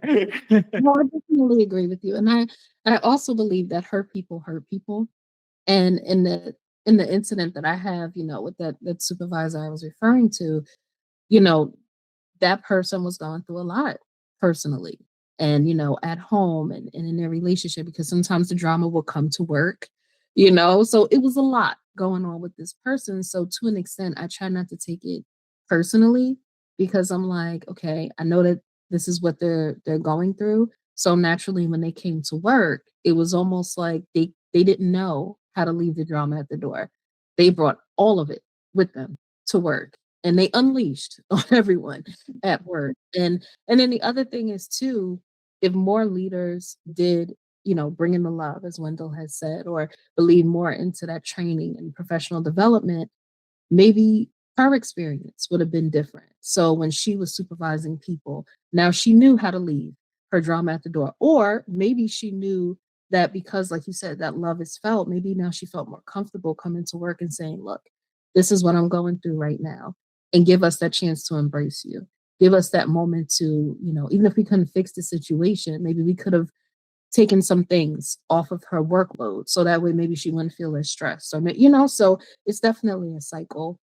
And I think that we definitely need to change some things. It's very cold, and even from what I'm seeing now, with everything going on, it's like people don't really matter. They're just a number, they're just a name on a piece of paper. Like, yeah, we definitely need to get back to that love and look out for each other. Definitely. Go ahead, Yeah, Autumn. we spend too much time at work. It's like, why not? Yeah, I want to hear what Autumn got to say. Let's go. I think we need to remember to love our neighbor, especially in the workplace. And I love that you guys are bringing up the point of entry level jobs.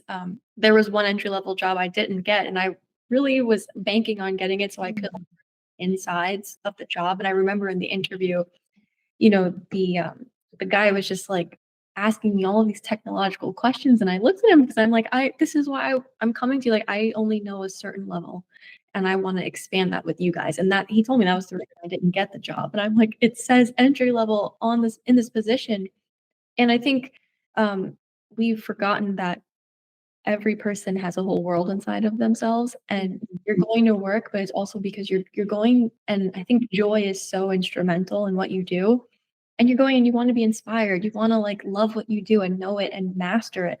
And so I think a lot of managers or bosses, when they don't step into their leadership roles, they're just trying, you do become a number and they just want to get their own motives done. But they're forgetting like they have this gift of mentorship and this gift of imparting knowledge.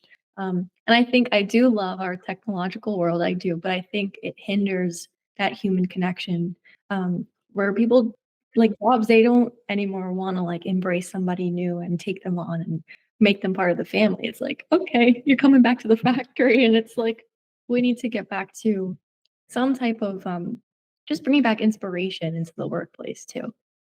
Absolutely. And I feel like even in education, I feel like we need to do that as well. For me, when I went to my undergraduate college, it was private. And I loved it because, well, I came from a small private high school. I think it was only 33 of us in my graduating high school class. That's how small it was. So when I went there for my undergraduate degree, I just felt at home. It wasn't really a big campus. I could have walked home on a good day, but I love the fact that so many people looked out for you and it was so nurturing. We had the ELF program, we had the TRIO programs, from STAR, McNair, like we had all of those programs also. So it helped students. So whether you were first gen, you were from an underrepresented community or whatever, or, maybe English isn't your first language, whatever it was, there was some community that you could find on campus that would help you. And I feel like nowadays we don't really have that anymore. It's like people expect students to come to college already knowing this stuff, get their degree in 4 years or under. And, it's almost like you said, a machine. You bring them in, bring them out. But it's like, okay, but all of them didn't come from the same high schools. All of them don't have the same backgrounds. So it's nice that we're taking in all these students, but we also need to have the services for them that they need so they can succeed, so they can persist and we can retain them. And I feel like again, so many things have changed. Education, the workforce. Like I would love for us to get back to a space where we cared about each other.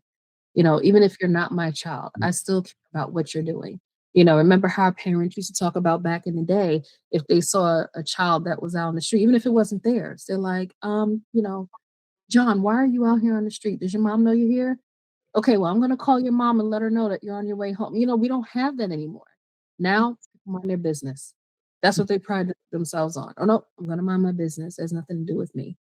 Or they don't even know the people who live next door to them, which is even worse. But I would love for us to get back to that space. Can I say one more thing? Yeah. For, for the parents that are out there, there's a program that's called the ASAP program. It's in New York City. It's for all the community colleges that are out here. It's a free program to get your associate's degree along with an advisor that also advises you along the way, and they help you create your pathway through college. And CSI Staten Island, so the Staten Island residents, Mm. you guys could have a bachelor's degree completely free, transportation covered, books covered, all that. So the ASAP program, like definitely a great program, and you get an advisor that also sticks with you. And based on your score throughout the semester, you see them either twice a month or once a month based on your scoring. So parents, if you want free education for your kids, ASAP program, ASAP program, ASAP program. I love that. Yeah, and that's also why I mentioned, the trio programs, STAR, McNair, EOF, or EOP, depending on where you live, because those are programs where, like you said, they're going to provide you with a counselor.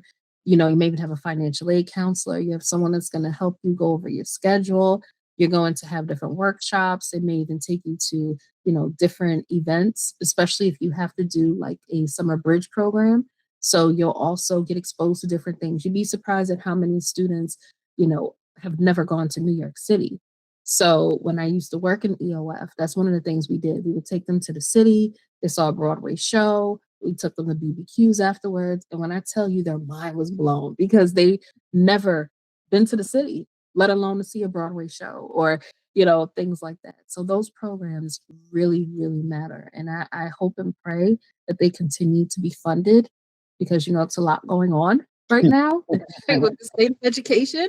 So that's one thing that I hope for because it was because of those programs that I'm here in front of you today. That will be a great topic to talk on as well, besides the leadership development and training and the places of work. And just to end with a note of for the employers, an SOP book is not a training mechanism. Hmm. Training requires large investment on professionals first. Most managers are not expert trainees because unfortunately, one, they haven't been trained by somebody qualified to qualify them to do the job. And as a matter of fact, a lot of leaders in the industry, a lot of managers already, like you were saying, you guys were saying this too, they're wearing like 20 hats already. They got to be HR, they got to be the ops manager, they got to be the sales manager, they got to be the marketing manager. And they're the ones that also got to open the door to throw out the garbage and then make sure that if something happens, that, security, their loss prevention. How can somebody do mentorship so well when they, in those 8 hours that they work, 7.59 of that is doing everything else? Yeah. So it's impossible. Let's be real. This is why I'm emphasizing this, and we would love to have you, Tia, for that conversation, and also the evolution, what that evolution of the educational system should be. Because this worked during the industrial times. That's what it was created to manufacture this kind of, workers, leaders, etc. Now we're going to a digital virtual world. I would love for Autumn and Dr. Tia to close this segment however you want, leaving also inspiring quotes if you want to. But I'll let you two ladies, beautiful, amazing ladies, do the last final, call out for our beautiful episode of Ethics Guild podcast. Well, once again, thank you so much for having me today. As I mentioned, and Wendell, I will also give you the information. I do have a webinar where I will have guest Dr. Jacqueline Blanton. I'm sorry, Dr. Jacqueline Bobian Blanton, who will be on with me. Her book, It Takes a Village to Raise a Reader, is one of those highlights as we talk about research-based strategies to enhance literacy at home, because again, we believe that everything starts at home before they get into the classroom. The other thing is I firmly believe too much is given, much is required. And that is why I pride myself on helping people from marginalized, underrepresented communities so they can enhance their social capital, so they can break those generational patterns and obtain financial literacy, stability, focus on mental wellness, because that is important. It's something we don't stress enough in our communities. But that is what I pride myself on. And I'm so grateful to be on your platform today to discuss my journey, as well as hopefully I inspired a few people who are watching this evening. And I thank you so much. And hopefully this won't be the last. Definitely not. And you're going to be speaking Spanish. I can't wait to see your reaction. I love it. Go ahead, Autumn. No, this was amazing. Thank you so much, Dr. Tia, for coming on. It was an honor to get to speak to you, learn your story, and just share beautiful conversations with you. You left me deeply inspired. I just have to say you spoke to the depths of my heart today. And just want you to repeat, please, for our listeners. You mentioned something that really struck me. It was a phrase that you told yourself. I can only do. Can you just repeat? I can only do what I can do, and that's all I can do. I love that. And I just hope And our it was so freeing. yeah. Absolutely. And let me just also point out, every year I have a different phrase that I give myself, and literally the post-its are on my computer at work. So one year it was good things are on its way to me. There was another year I put big things are going, which means again, big things are coming. I'm gonna accomplish good things. And the other one, like I said, for this year was too much is given, much is required. And I remember that every time, when I look at my computer, whenever I feel tired, whenever I feel like, because after work, I never just go home. Because usually after work, I'm logging on to a meeting, or, I have my Jersey Ken fellowship, or I have, something else I'm working on, or a workshop idea, or a program I want to do.